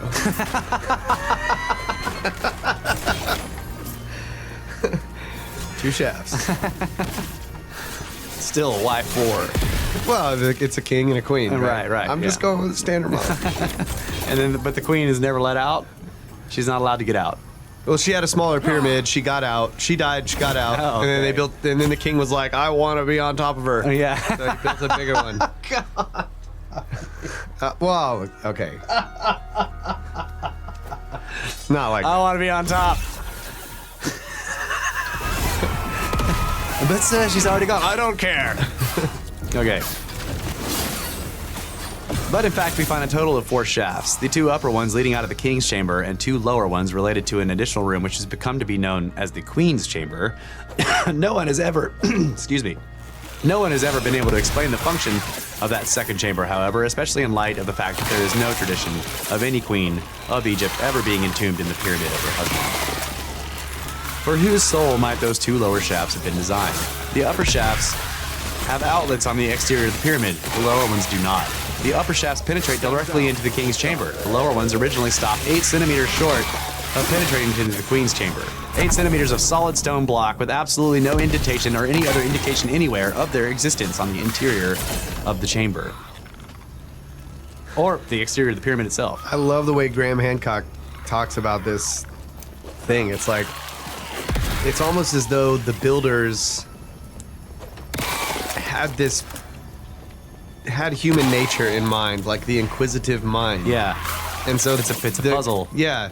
The indication of the shafts in the Queen's Chamber were in the King's Chamber. Yeah. That's so freaking cool. Yeah. It's like, so now that they figure these out, now they might start thinking about this other thing. Right. And sure enough, somebody does that. And then they're like, well, man, these must go to the outside. So they go all over the place looking for it, and they're not out there. They're like, what? So now we got to build a robot to go find out where they go because they don't go outside. And then we find out that there's a door. It's just And they have awesome. seals on them, and then we're like, oh my God. It's freaking awesome. Thus, those 2 lower shafts were constructed at enormous additional cost and effort to be totally invisible. They were only discovered to exist by a combination of intuition and luck in 1872. Making the 2 lower shafts invisible was not an effort to protect them or something to which they might have been led from plunderers. Prior to the first intermediate period of ancient Egyptian history, pyramid builders did not take into consideration the possibility of plundering. For them, the power of the pharaoh in life and in death was so awesome that no one would ever think of desecrating his tomb. Thus, defensive measures at that time, e.g. plugging blocks, probably had only symbolic significance. So, for whom, if not for plunderers, did the lower shafts have to be invisible? It requires relentless, painstaking effort over a construction period of some 10 years to keep such closed systems free of debris, waste, and dust. Think about that. As you're building it, the bottom's closed off. You can't let anything get in there. Or the bottom has to be open until you finish. And then that just is, it doesn't seem feasible. Right, as you get halfway up, that tunnel is so long, like how are you going to clean it out? Right. And yet he opened it up and it... Yeah, nothing fell out. Well, no, it's actually there were some objects that were in there. It was a little ball and a hook of some kind, which it's interesting when we get later on, you find out that there are scrape marks and other things. But anyway, we'll get to that. Okay. It requires relentless, painstaking effort over a construction period of some 10 years to keep such closed systems free of debris, waste, and dust. The Giza Plateau suffers an average of 4 major sandstorms each and every year. That makes about 40 such storms during the shaft's construction. So for that entire period, the shafts had to not just be covered, but nearly hermetically sealed. On top of all these considerations, since our March 1993 campaign, we know that at least one of the 2 lower shafts, the southern one, leads upward to and is blocked off by an extraordinary feature, a finely worked slab of special limestone, of a kind otherwise used only for the pyramid's exterior sheathing and its interior chambers, and that slab is adorned with 2 copper fittings. The shaft of Cheops presents us with an array of contradictions and riddles, all of which lead to that slab of polished limestone. When we discover what lies behind it, we will almost certainly learn why those 2 lower shafts were specifically constructed to be totally invisible, and we will finally gain the long-sought key we require to unlock the overall mystery of the Cheops pyramid. Okay, so the findings. General remarks. With a few minor exceptions, the 4 so-called air shafts of the Cheops pyramid were constructed in accordance with one unvarying system. The shaft roof and both walls were cut from one block to form something like a stone canal. The floor was provided by a second block, effectively sealing the shaft from below. So the way I always say it is you take one block, you cut a trough in the top, you flip it over and put it on another block, and then you have a shaft. A square trough, yeah. Okay. Thus, the joins connecting the upper blocks normally ran perpendicular to the floor of the shaft. Each of these sets of 2 blocks had to be fit into the horizontal layers of the pyramid using wedge-shaped blocks. Thus, each shaft sequence required the special fabrication of 4 blocks, as we observed in the Caviglia tunnel in the Mancular tunnel. and the outlet of the upper southern shaft, the overall static structure relevant to the shafts measures approximately 2 by 4 meters. And he's got a picture here of like the shaft construction. Oh my God. So you've got all the horizontal blocks, and then you have these wedge-shaped ones that are holding it into the rest of the pyramid structure. And there's this little robot going through there. Oh, that's freaking awesome. This construction system gave rise to a continuous diagonal joint at the floor of each shaft, running through almost half the pyramid. Considered statically, such continuous joints are extremely dangerous. They can be regarded as something like a sliding board. The sliding of a great mass along such continuous joints would necessarily lead to the collapse of the chambers. The ancient builders were obviously aware of this problem. In the Mankiller Tunnel, for example, we found a so-called griddle stone. Thus, the pyramid builders obviously went to great effort to deflect the sliding forces, a measure which speaks for their highly advanced understanding of static processes. So griddle stones were basically things that socketed the diagonal shaft blocks into the layered system to keep them from trying to slide down into the chambers. The whole system, could slide down into the chambers and just pile up in there. It would be catastrophic. Yeah. Okay. Using the robot Noooope 1, we were able to measure exactly the width and height of the upper two shafts, or the two upper shafts along their entire lengths. Normally, the shaft width never varies by more than 5 millimeters, but the shaft height fluctuates by up to 2 centimeters, with the exception of some uncompleted shaft sections. On average, the shafts measure 20.5 centimeters in width and 21.5 centimeters in height. But in the vicinity of the chambers and the sharply angled shaft segments, the fluctuations are larger. Here, shaft width varies between 17 and 22 centimeters and shaft height between 14 and 23.5 centimeters. As we verified in 1992, the upper southern shaft emerges on the exterior of the 101st layer, the upper northern shaft at the 102nd layer. In this regard, Maragiolio and Rinaldi report incorrect values. The shaft blocks were probably made, for the most part, from local limestone. This supposition is supported by the numerous imperfections we detected in the blocks. Okay, let's see. So he actually recorded all the angle changes and... Yes, that was what the climber was for. Yeah, I would like to see that. Yeah. Like see that illustrated in 3D. Yeah, Like a 3D And he model. does have 3D illustrations on his website here. So I'm trying to find the... And they would...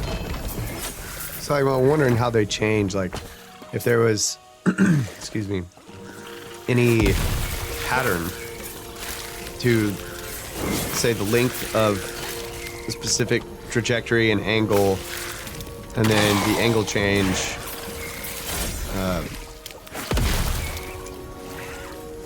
I'm trying to think of the right word. Like, the angle change on, the X and Y plane versus the angle change on the Z plane. Yeah. Like, if you looked at all those numbers, would there be, some kind of pattern? Yeah, and well, a lot of them are due to settling or various like permanent static forces. Plus, a static force is just like you got all this weight on it, and Right. then something happens like an earthquake and it shifts stuff. Right. But I'm thinking the intended angle changes, vertical and I don't horizontal know. angle changes, and then the length of, how long they're maintained.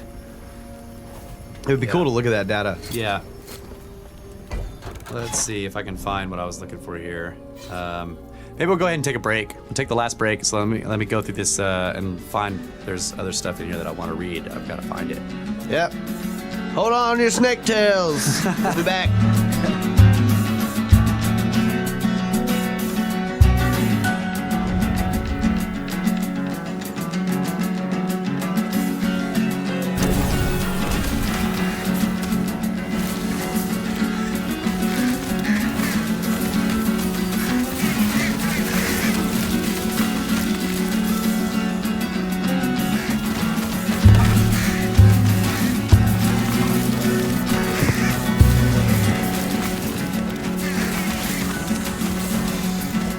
Some music by Tyrell Rolling Stone of $50 Dynasty. A fellow snake bro. It's my band.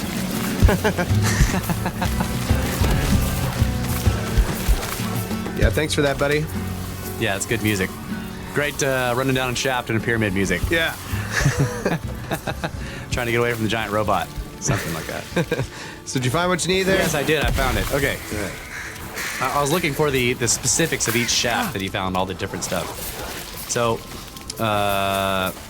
very interesting things here. Like, this isn't widely said, and I wasn't sure until I went back and read this, but all the shafts bend.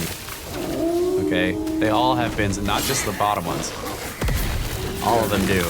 So this is one of the reasons why he says that, like, he doesn't buy the whole, like, star alignment thing, and I kind of agree with that. Like, yeah, they don't point at stars if they're bending all over the place, or maybe they do point at stars in some different way, more complex way. Like, we did talk about that one time about how maybe the bending was showing some ancient connection that was lost. Remember that? I seem to remember thinking that, let's say it took them, or they're illustrating like the processional flow. They're pointing at multiple different times, yeah. And yeah, that's what I'm saying. You got these bends, yeah.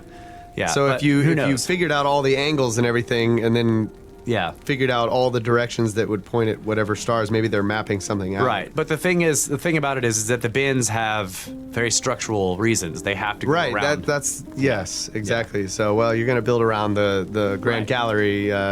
Right. You know. So the upper shafts also have to do this. So this is what he says. But it also makes sense in an engineering sense that, well, we've got to go this way. We're trying to get out. Like, say they had a specific area they wanted to get out, which it seems probable because why would you bend if you just could go out anywhere? Yeah. Well, just point it that way because the Grand Gallery's in the way and make it straight. Yeah. Well, they wanted to go around it because they wanted it to come out at a specific spot. Yeah. So if you measure, if it comes out, if you measured where it starts and where it ends and then draw a straight line, then you've got a star alignment. Yeah, possibly, yeah. But, that's not necessary. Right. If they had a specific reason for where it came out, because that was what was important. And it has to come from that chamber, and then it has. And that's important. Yeah. Then you would say, well, let's go this way for a little bit, because you don't want to you don't want to make a curve. Right. That's way too hard. Yeah. So you figure a straight line for so many courses. Of stone, and once you get up to that course, it's like, all right, 14th course, we need to change the angle and the vertical angle by this much. And that's the new direction for the next 5 courses. Right. Okay, so upper northern shaft. So this is the King's Chamber northern shaft. The lower end of the shaft begins with a 2.63 meter horizontal section through the first block, which, like all the wall stones of the King's Chamber, is made of granite. At this point, the shaft is made up of 3 stones. At block number 2, the shaft angles upward and simultaneously bends towards the west. So it bends right off the bat. It goes straight in from the King's Chamber and then immediately bends west and up. Okay. The connection to this block to those below is very unusual. And he says for details, see Cheop's shaft drawings, which he has all these CAD drawings you can look at. From block number 2 upward to the beginning of block number 5, the block floors have been almost completely destroyed. In 1817, Captain Caviglia dug open this section from below to form a tunnel which follows the bends and angle changes of the shaft. Thanks to this tunnel, we were able to conduct very exact measurements on this section of the shaft of the upper part. 2 interesting conclusions can be drawn from the shaft bends and changes in angle of ascent. Number 1, until 1993, I'm just going to read this first one, the second one's really long. Until 1993, when we discovered that the lower northern shaft also bends to avoid the Grand Gallery, or the Great Gallery, it was generally assumed that the bends in the upper northern shaft were simply the result of a planning mistake made by the pyramid builders. In other words, not until actual construction was underway did they supposedly realize that the extension of the upper northern shaft conflicted with the Great Gallery. Based on our present knowledge, this assumption no longer makes sense. The northern shaft's structural conflict with the Great Gallery was obvious to the builders much farther below during construction of the shafts emanating from the Queen's Chamber. Based on the experience gained there, the builders could have shifted the King's Chamber shaft inlets farther to the west in order to correct for their planning mistake without great effort. Instead, the builders repeated the conflict situation, a fact which again cost them immense time and energy. There is only one reasonable answer to this apparent dilemma. The position of the shaft inlets in the chambers was critically linked to an exact spot, so no shifting of the inlets could be tolerated. Yep. All right. Either that or you had one Johnson working on the shafts and the other Johnson working on the Grand Gallery, and they didn't communicate with each other. Yeah, Johnson 1 died. And didn't tell Johnson 2. Okay, block number 23, measuring 4.37 meters, is the longest we found during our investigation. Its ceiling is partially unfinished. The ceiling of block number 24 is also unfinished. From the end of block number 25 to block number 32, where it emerges from the pyramid's exterior, the shaft runs through a tunnel dug by unknown plunderers. The digging of this tunnel, which we came to refer as the Man-Killer, completely destroyed the ceiling and east wall of the shaft. The west wall, still intact along the entire length of the tunnel, displays no special features. Thus, an arrangement of niches of the kind we discovered in the upper southern shaft cannot have existed here, otherwise we would have found at least some traces of a recess in the undamaged west wall. The Man-Killer tunnel is accessible from the outside of the pyramid, so we could manually measure the angle of shaft inclination through this section. The average angle is 31.2 degrees, determined by 5 measurements made over a length of 11 meters. Okay. Let's see. Go to the upper southern shaft. Like all the other wall stones of the King's Chamber, block number 1 is granite. At this inlet point, the shaft is made up of 3 blocks. Early treasure hunters dug a round tunnel into the block above the shaft itself. This initial horizontal shaft segment is 1.72 meters long. At the beginning of block number 2, the shaft inclines at an angle of 39.2 degrees. This segment of the shaft is nearly round in cross-section and seems to have been enlarged after its initial construction, and probably by the same treasure hunters as mentioned above. At block number 3, the shaft inclines more sharply, reaching an angle of 50.54. Interesting. Which it maintains at the end of block number 4. Well, I just... no, wait, it's 52 degrees is the angle of the outside. Yeah. Block number 5 is not accessible to conventional measuring procedures. Here, our video image shows that the shaft's angle of descent declines from this point all the way to the outlet on the pyramid's flank. The shaft maintains an angle of 45 degrees. So despite the extreme fluctuations of the initial section, the shaft seems to proceed with great exactitude and constancy. From block 12 onwards, Epoch 1 detected sunlight, which until that point was blocked from view by a bend in the longitudinal axis. We were able to use the tiny dot of sunlight on the horizon ahead of the robot to evaluate very precisely the video material. This even allowed us to determine the amount of longitudinal bend in the shaft. The far end of block number 5 is unfinished. As a result, the height of the shaft drops to only 9 or 10 centimeters. This is an obvious example of inferior workmanship, Johnson, what we refer to as a Monday morning block. We refer to it as a Johnson block. That's right. Block number 5 was almost certainly inserted without authorization from the architect or master builder. The discovery of a number of such unfinished blocks in both upper shafts and in the lower southern shaft as well would seem to indicate that the shaft builders made up a separate working group. This group apparently lagged behind at times, pressured by the rapid rate of growth of the pyramid layers and the construction of the chambers. This would also explain the extreme angle fluctuations in the vicinity of the King's Chamber. Between block number 15 and 16, we discovered a vertical joint. In the shaft, such joints, which have a distinct static function, otherwise occur only proximate to the chambers. Okay? What does that mean? In other words, they've got this joint that they only see near chambers, but this one's not near a chamber that's known. Okay. Implying that there may be an unknown chamber. What? It is a complete anomaly to find a vertical joint fully isolated in the nucleus of the pyramid. Since it requires much greater effort to shape and fit the blocks in such an arrangement, we can assume that the builders must have had significant structural justification for going to the trouble of deflecting forces into the horizontal plane. Okay, I'm getting it. This vertical joint is located about 12 meters above a point in the lower southern shaft, which is subject to extraordinary static influences. The overall statics in this area seem to differ from those in the other shaft segments. For a construction engineer, this is a significant clue to the possible existence of an as-yet undiscovered structure in the vicinity of these static anomalies. This is what I'm talking about. This is a freaking map! Everyone knows about the door, but there's so much other stuff that he found, like that. Yeah. That just is never in the popular media about this, and it's so important, right? Like, he thinks the hype about the door is stupid, but he's like, here we have this thing that's an obvious point to that there is some static forces that we don't understand that should not exist in a bunch of layered blocks. Right. If there's no hole somewhere nearby. Dude, that's freaking awesome. Okay. So it's almost like the shafts are a map. Drawing you a map, yeah, if you can infer it, yeah. Yeah. At the end of block number 17, the shaft bends slightly to the east. We were able to determine this during the video evaluation on the basis of Epoch's tow line, which ran parallel to the shaft. In both shaft walls at the end of block number 23, we discovered an arrangement of niches. whose function remains unknown. Professor Stadelman suggested that this might constitute a parallel to the closure stone, i.e. the slab in the lower southern shaft. He meant that the niches could have formed a part of a former mounting structure for a shaft closure, like a door, right? Yep.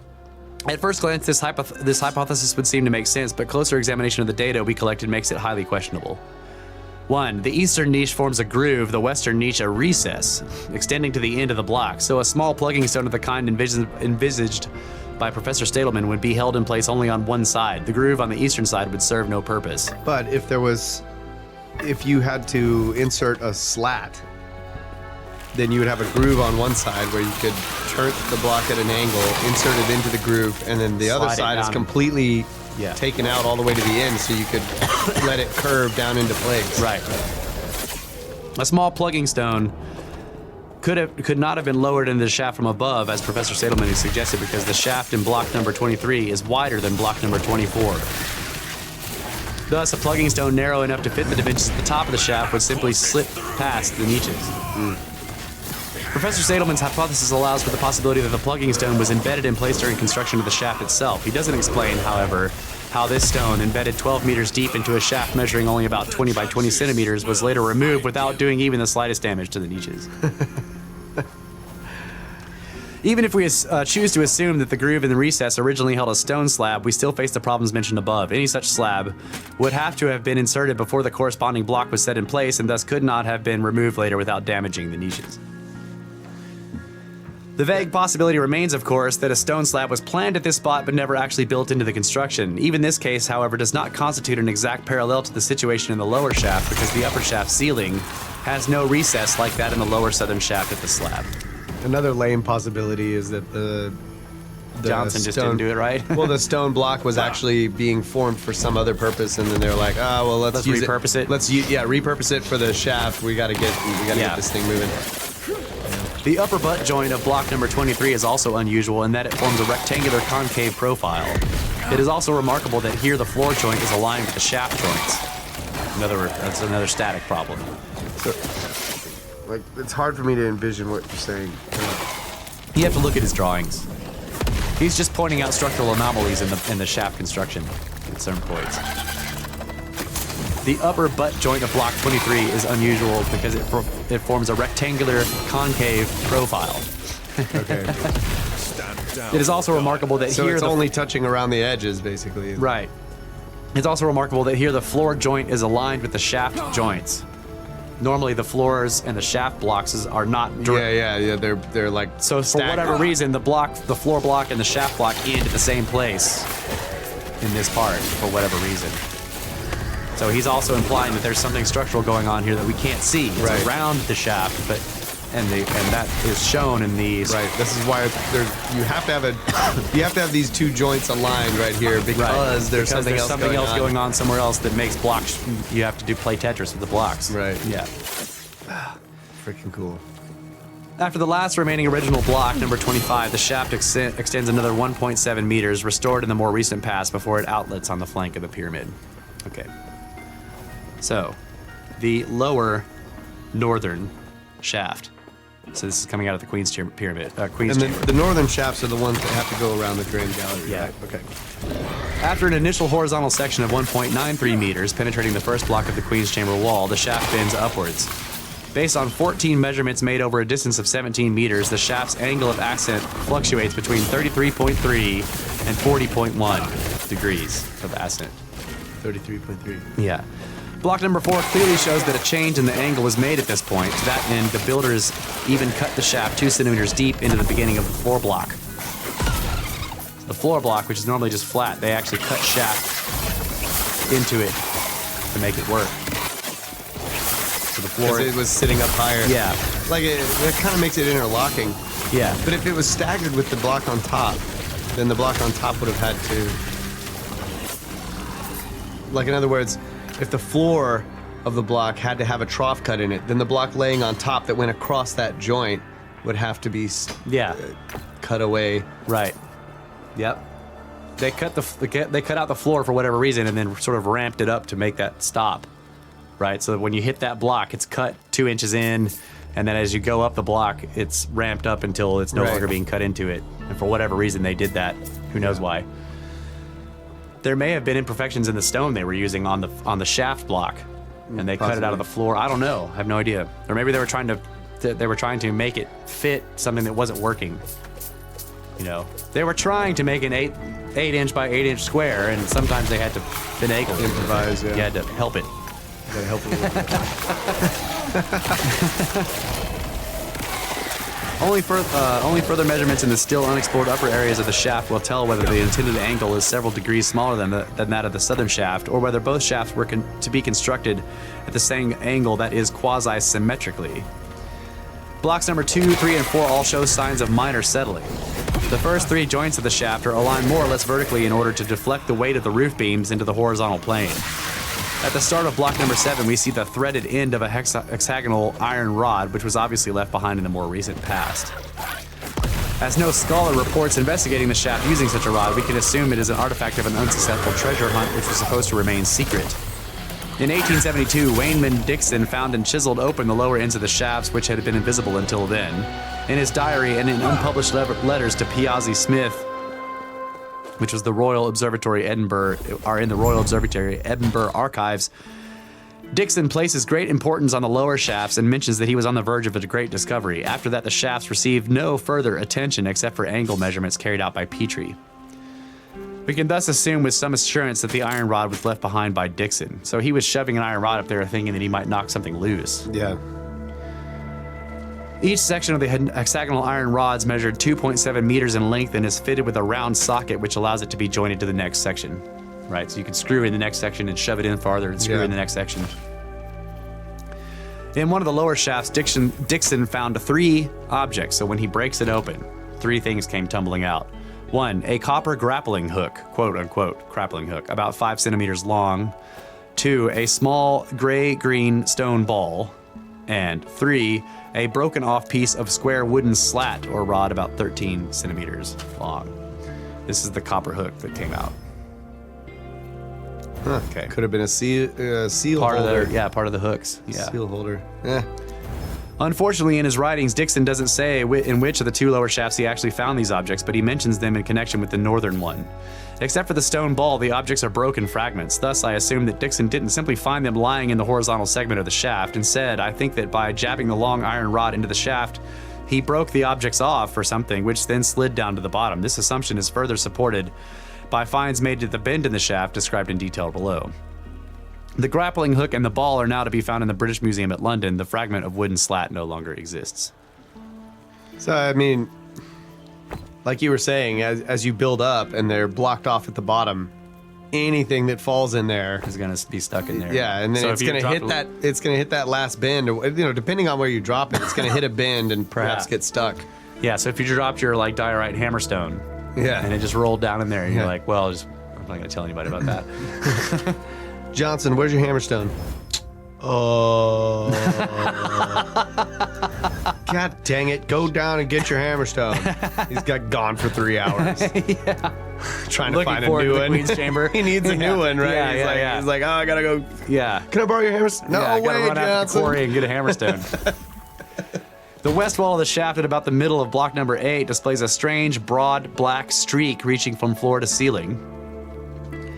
The streak is partially interrupted by gouges, most perpendicular to the streak left by a chipping chisel. We made an almost identical find at the beginning of block number 9, also on the west wall. In this case, the streak is not broad, however, instead is made up of 2 parallel lines.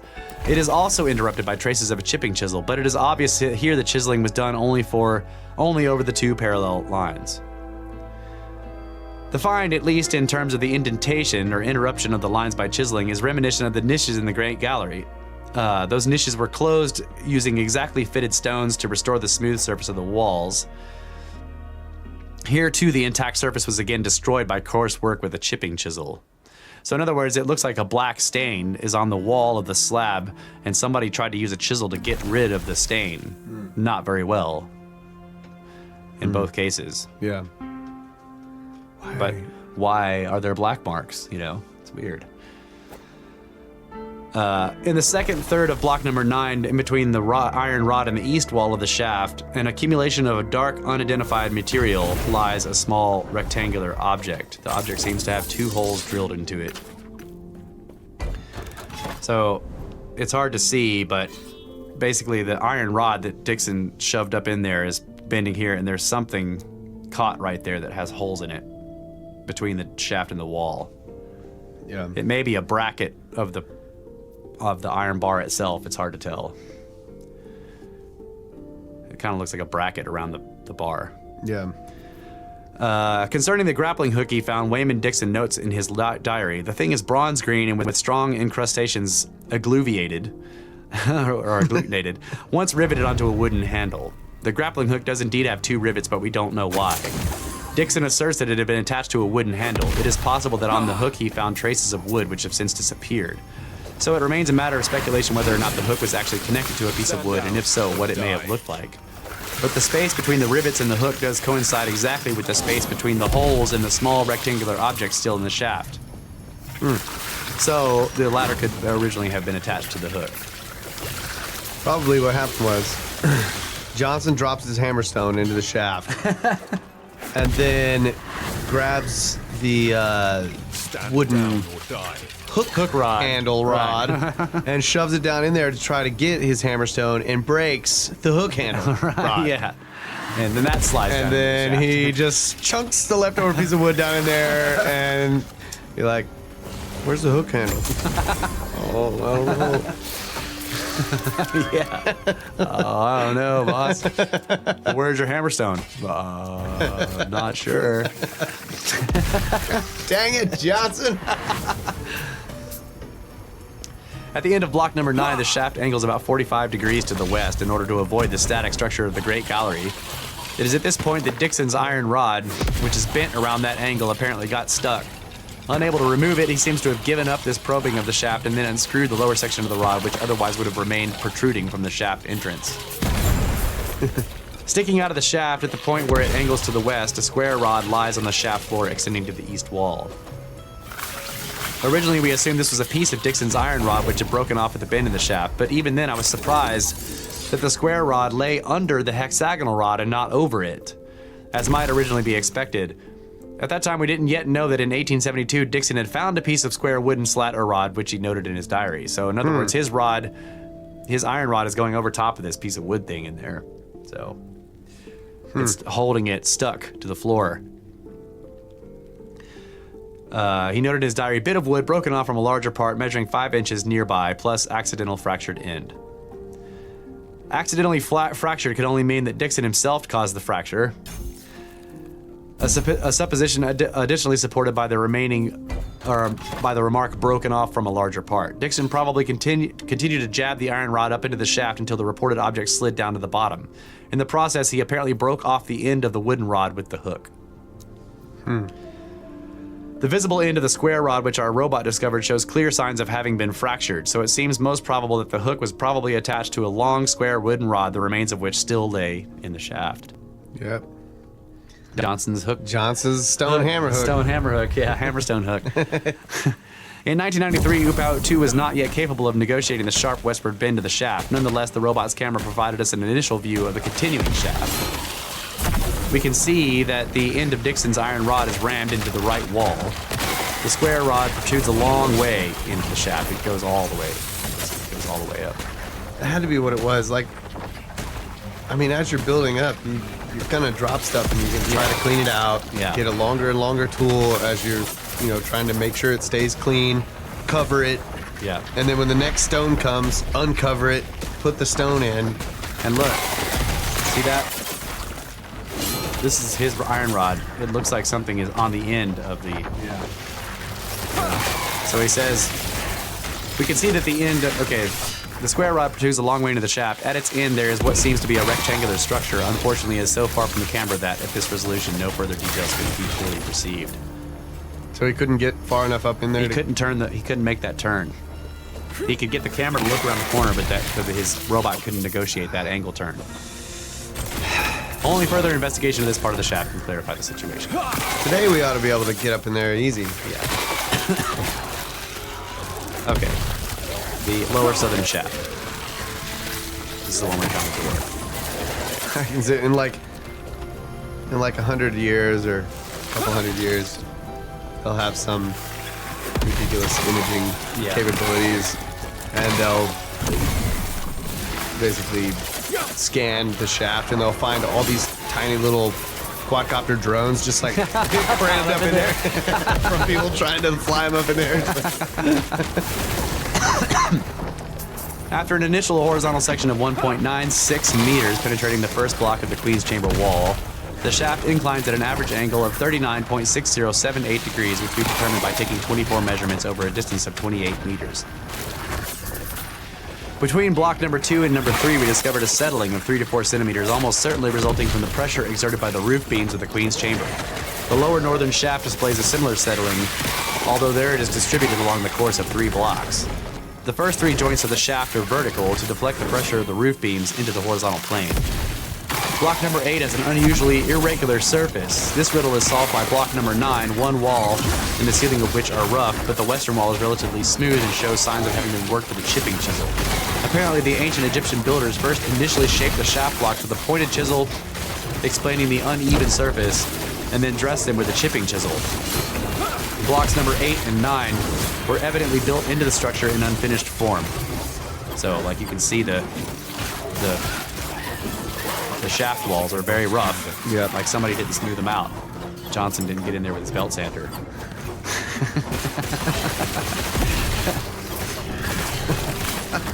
I'd like to see a belt sander that can do that.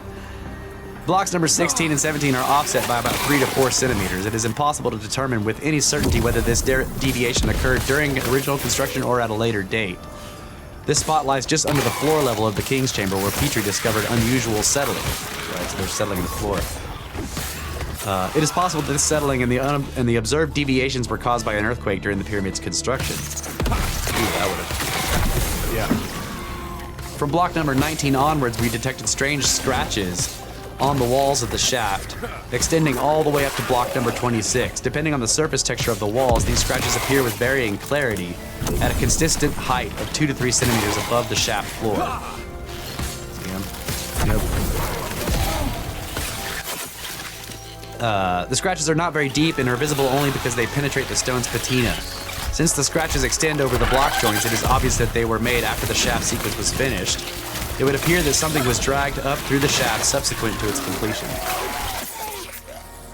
Shortly after the joint leading to block number 21, a bit of light-colored mortar, most likely gypsum, adhering to the west wall of the shaft gives the impression that here something was originally attached to the wall. See, I find all this stuff fascinating. Yeah. There's so much more inside these shafts than just the fucking door. Dang it. You know, I'm like, all this stuff is really important, especially the static stuff that applies other chambers. I think it's really cool. And that they drug something up to the shaft and just things were glued to it and there's weird black marks that somebody tried to erase and just like, it's straight crazy. I've never really thought about that though, like the fact that they had to be closed off in that granite. Yeah. I mean, you can't build that room without the bottom block. Right. You know? Yeah. Yeah.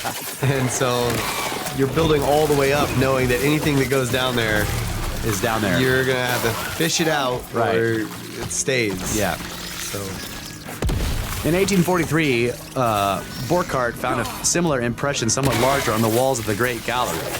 In other words, an impression of something stuck there with gypsum, some glue. He established that it was made of mortar, which in a long, round object had originally been embedded and later removed. He could not determine what that object may have been, but he assumed that it would have been attached to the gallery wall by means of the mortar. We made an identical find farther along the shaft at block number 26. Just as with block number 21, the impression here is located on the west wall of the shaft at the beginning of the block. There it is. See, something was glued there. There may be a connection between these hollow impressions and the scratches. It is quite possible that the mortar was used to temporarily fasten strings to the shaft wall. These strings could have been removed later by giving them a sharp tug, causing the mortar to break away and leaving behind the kind of hollow impression of the strings that we observe today. Like, in other words, the scratches. measuring it or something. In other words, the scratch. I don't know why they would have done it. Yeah. They like they're leaving. Okay, here we go. Practical application. So you get so far up and you've dropped so many things that you've spent so much time fishing out that you're like, all right, let's build a little wall. A little net maybe, or a wall? Yeah, a little wall inside there, and we'll attach this thing to where whatever we drop over the next so many courses, we'll be able to drag it all out with this. So if we drop a tool, we don't have to worry about it. We just keep building. Once we get up so many levels to the end of our string, we just pull the whole thing out. Yeah. All the tools come out, and then we make another one. Yeah, that's possible, yeah. Good idea.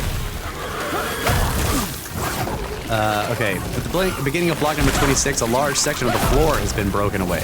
This is the worst damage we observed anywhere in the shaft sequences so far investigated. At this point, however, the pressure on the shaft amounts to only 1/3 of the maximum value. Near the Queen's Chamber, 115 meters of pyramid material pressed downwards on the shaft, but only 35 meters of material pressed downwards on this spot where we observed the greatest shaft damage. This highly unusual finding can have resulted only from one of two possible causes: extremely inept construction work below block 25 and 26. It must be remembered, however, that this is the final section of the shaft which otherwise displays the highest quality workmanship observed anywhere in the shaft system. Or two, the existence of an as-yet undiscovered structure below or above this shaft section. Such a structure could produce a pressure peak, which it could in turn focus considerable additional force on the shaft and possibly cause the observed damage. Okay. In other words, what he's talking about is that place where the robot encountered the step that he called a tank trap. Yeah. The floor is actually cracked off and broken off the lower. The lower block is damaged, so you can see the floor it's actually been fractured upward and you see what I'm saying? Yeah. It's the floor that's damaged, not the rest of the ceiling or whatever. The block up there, it isn't shifted up. This one isn't shifted down. The floor is broken. Huh. And you can see how it's like it just split, cracked, or whatever. At block number 26, the shaft floor is marked by a long cutting groove. We found more such grooves in the floors of blocks number 27 and 28. There's a groove right there. Yeah. Such grooves were caused during the construction of precise joints. Two blocks, which had been preliminary worked with a chipping chisel, were shoved together. Then a saw was run down through the gap remaining between the two blocks, removing material from the ends of both. This procedure created a precise joint between two adjoining blocks. This method also leaves behind a cutting groove on the block underneath, a fact which testifies to the use of this method. In other words, they cut past and made a groove in the floor. Based on the grooves found in the shaft, we can assume that before their insertion as floor slabs, these blocks served as the base of cutting of precision joints. So somebody was using them as as like sawhorses. Yeah, just like you stack wood on top and cut the top piece of wood. Yeah, and then you end up using the bottom piece and it's got little grooves in it. to Yeah. This gives rise to a crucial question: exactly which precision joints were cut here? The shaft blocks themselves were only dressed with the chisel. We observed ample evidence of this in the Caviglia tunnel on the lower sides of the shaft blocks, as well as at several sites of block displacement, which exposed the abutting edges. At the upper southern shaft outlet, both outer sides of the blocks were visible. These too were worked only with the chisel. Thus, as 9 of a total of 10 surfaces of a shaft block were definitely chiseled, we can well assume that the shafts were constructed without recourse to sawing. The pyramid's nearest casing stones, which lie 19 meters distant from this spot in the shaft, were cut in their final position. We know this because the stones located directly beneath the casing stones display the cutting grooves. Oh man. The pyramid's corridor and chamber system, which also displays precise cut joints, had been completed long before this shaft construction level was reached. Right? So if the casing stones, which were precisely cut with saws, were cut in place, and we can see that because of the grooves on the blocks that they were sitting on, and all the chambers that had the other precision cuts were already finished at this point. What precision blocks were being cut on these blocks? For what chamber? That's the question. That's freaking awesome. Because they're above all the known chambers. Right, exactly. That's a great question. Taken together, these findings constitute a compelling case for a possible, as-yet undiscovered structure for which precision joints were made in this upper region of the southern Queen's Chamber shaft. Block number 27 is partially polished. Block number 28 is extremely well crafted, smoothly polished, and consists of a lighter colored material than that of the other blocks. In some spots, including the ceiling just before the mysterious closure stone, Very fine, dark gray veins are visible in the stone, evidence of the material's high degree of homogeneity. The veins cross one another, proving that they are not simply fissures. It is physically impossible for static fissures in stone to run crisscross. At the end of block number 28, the shaft is closed by an unusual, smoothly polished stone. This is the door. Protruding from 2 holes drilled in the stone are bent, slightly conical copper fittings. The openings of the drill holes contain a black, tarry mass. The left fitting is broken off about halfway up. The broken piece slid down the shaft to the end of block number 27, where it still lies, and he has a picture of it. The piece of copper fitting still on the floor. Holy shit. Both fittings display round white impressions which have discolored both the stone and the fittings themselves. The impressions were evidently left by a gypsum-like material which has since broken off. Oh, he's got a picture, you can see that. And it's got some stuck to it still. So the gypsum is just like a mortar. Yeah. Okay, so what I had imagined before when we were discussing the seals was like a hole was bored into the stone and this gypsum seal was pushed into the hole. Oh, no, like they had some kind of clay. Yeah. They stuck it on the block, they put the seal symbol onto it, and then they were held in there by the copper thingies, is the idea. The copper things were then slid into their holes with the bend down to hold the seal in place, stuck to the rock. Just like the glue. The gypsum was like the a glue. mortar, yeah. And so the seals are gone. Yeah, that's right. So the gypsum is all that's left. Right. Okay. All right. I got a clearer picture now. Between the closure stone and the shaft floor is a gap of 5 to 7 millimeters, which we determined by comparison with the diameter of Oope's laser beam.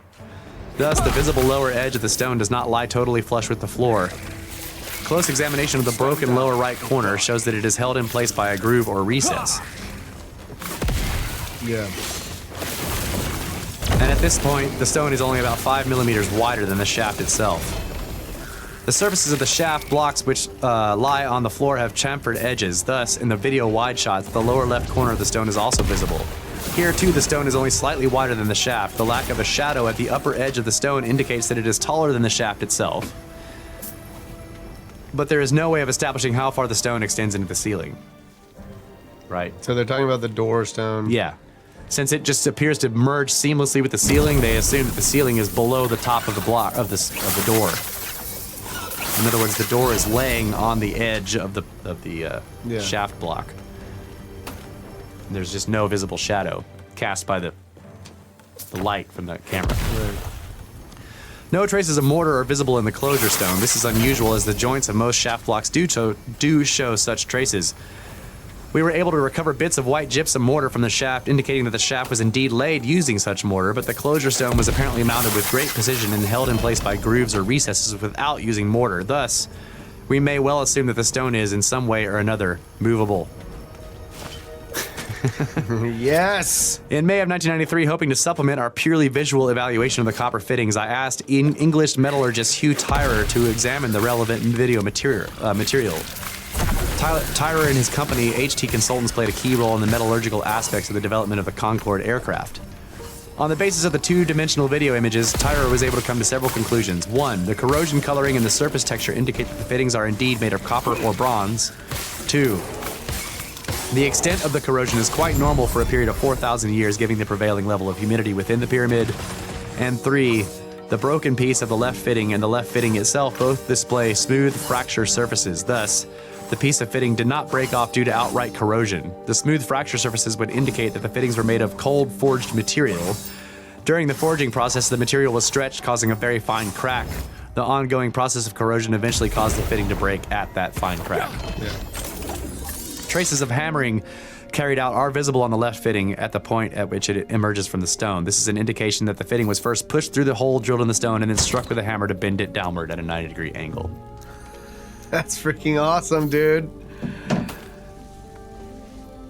So that's why I wanted to take time. I know we've gone over, and I know some of that was probably it's a lot to get through, but it's incredibly important.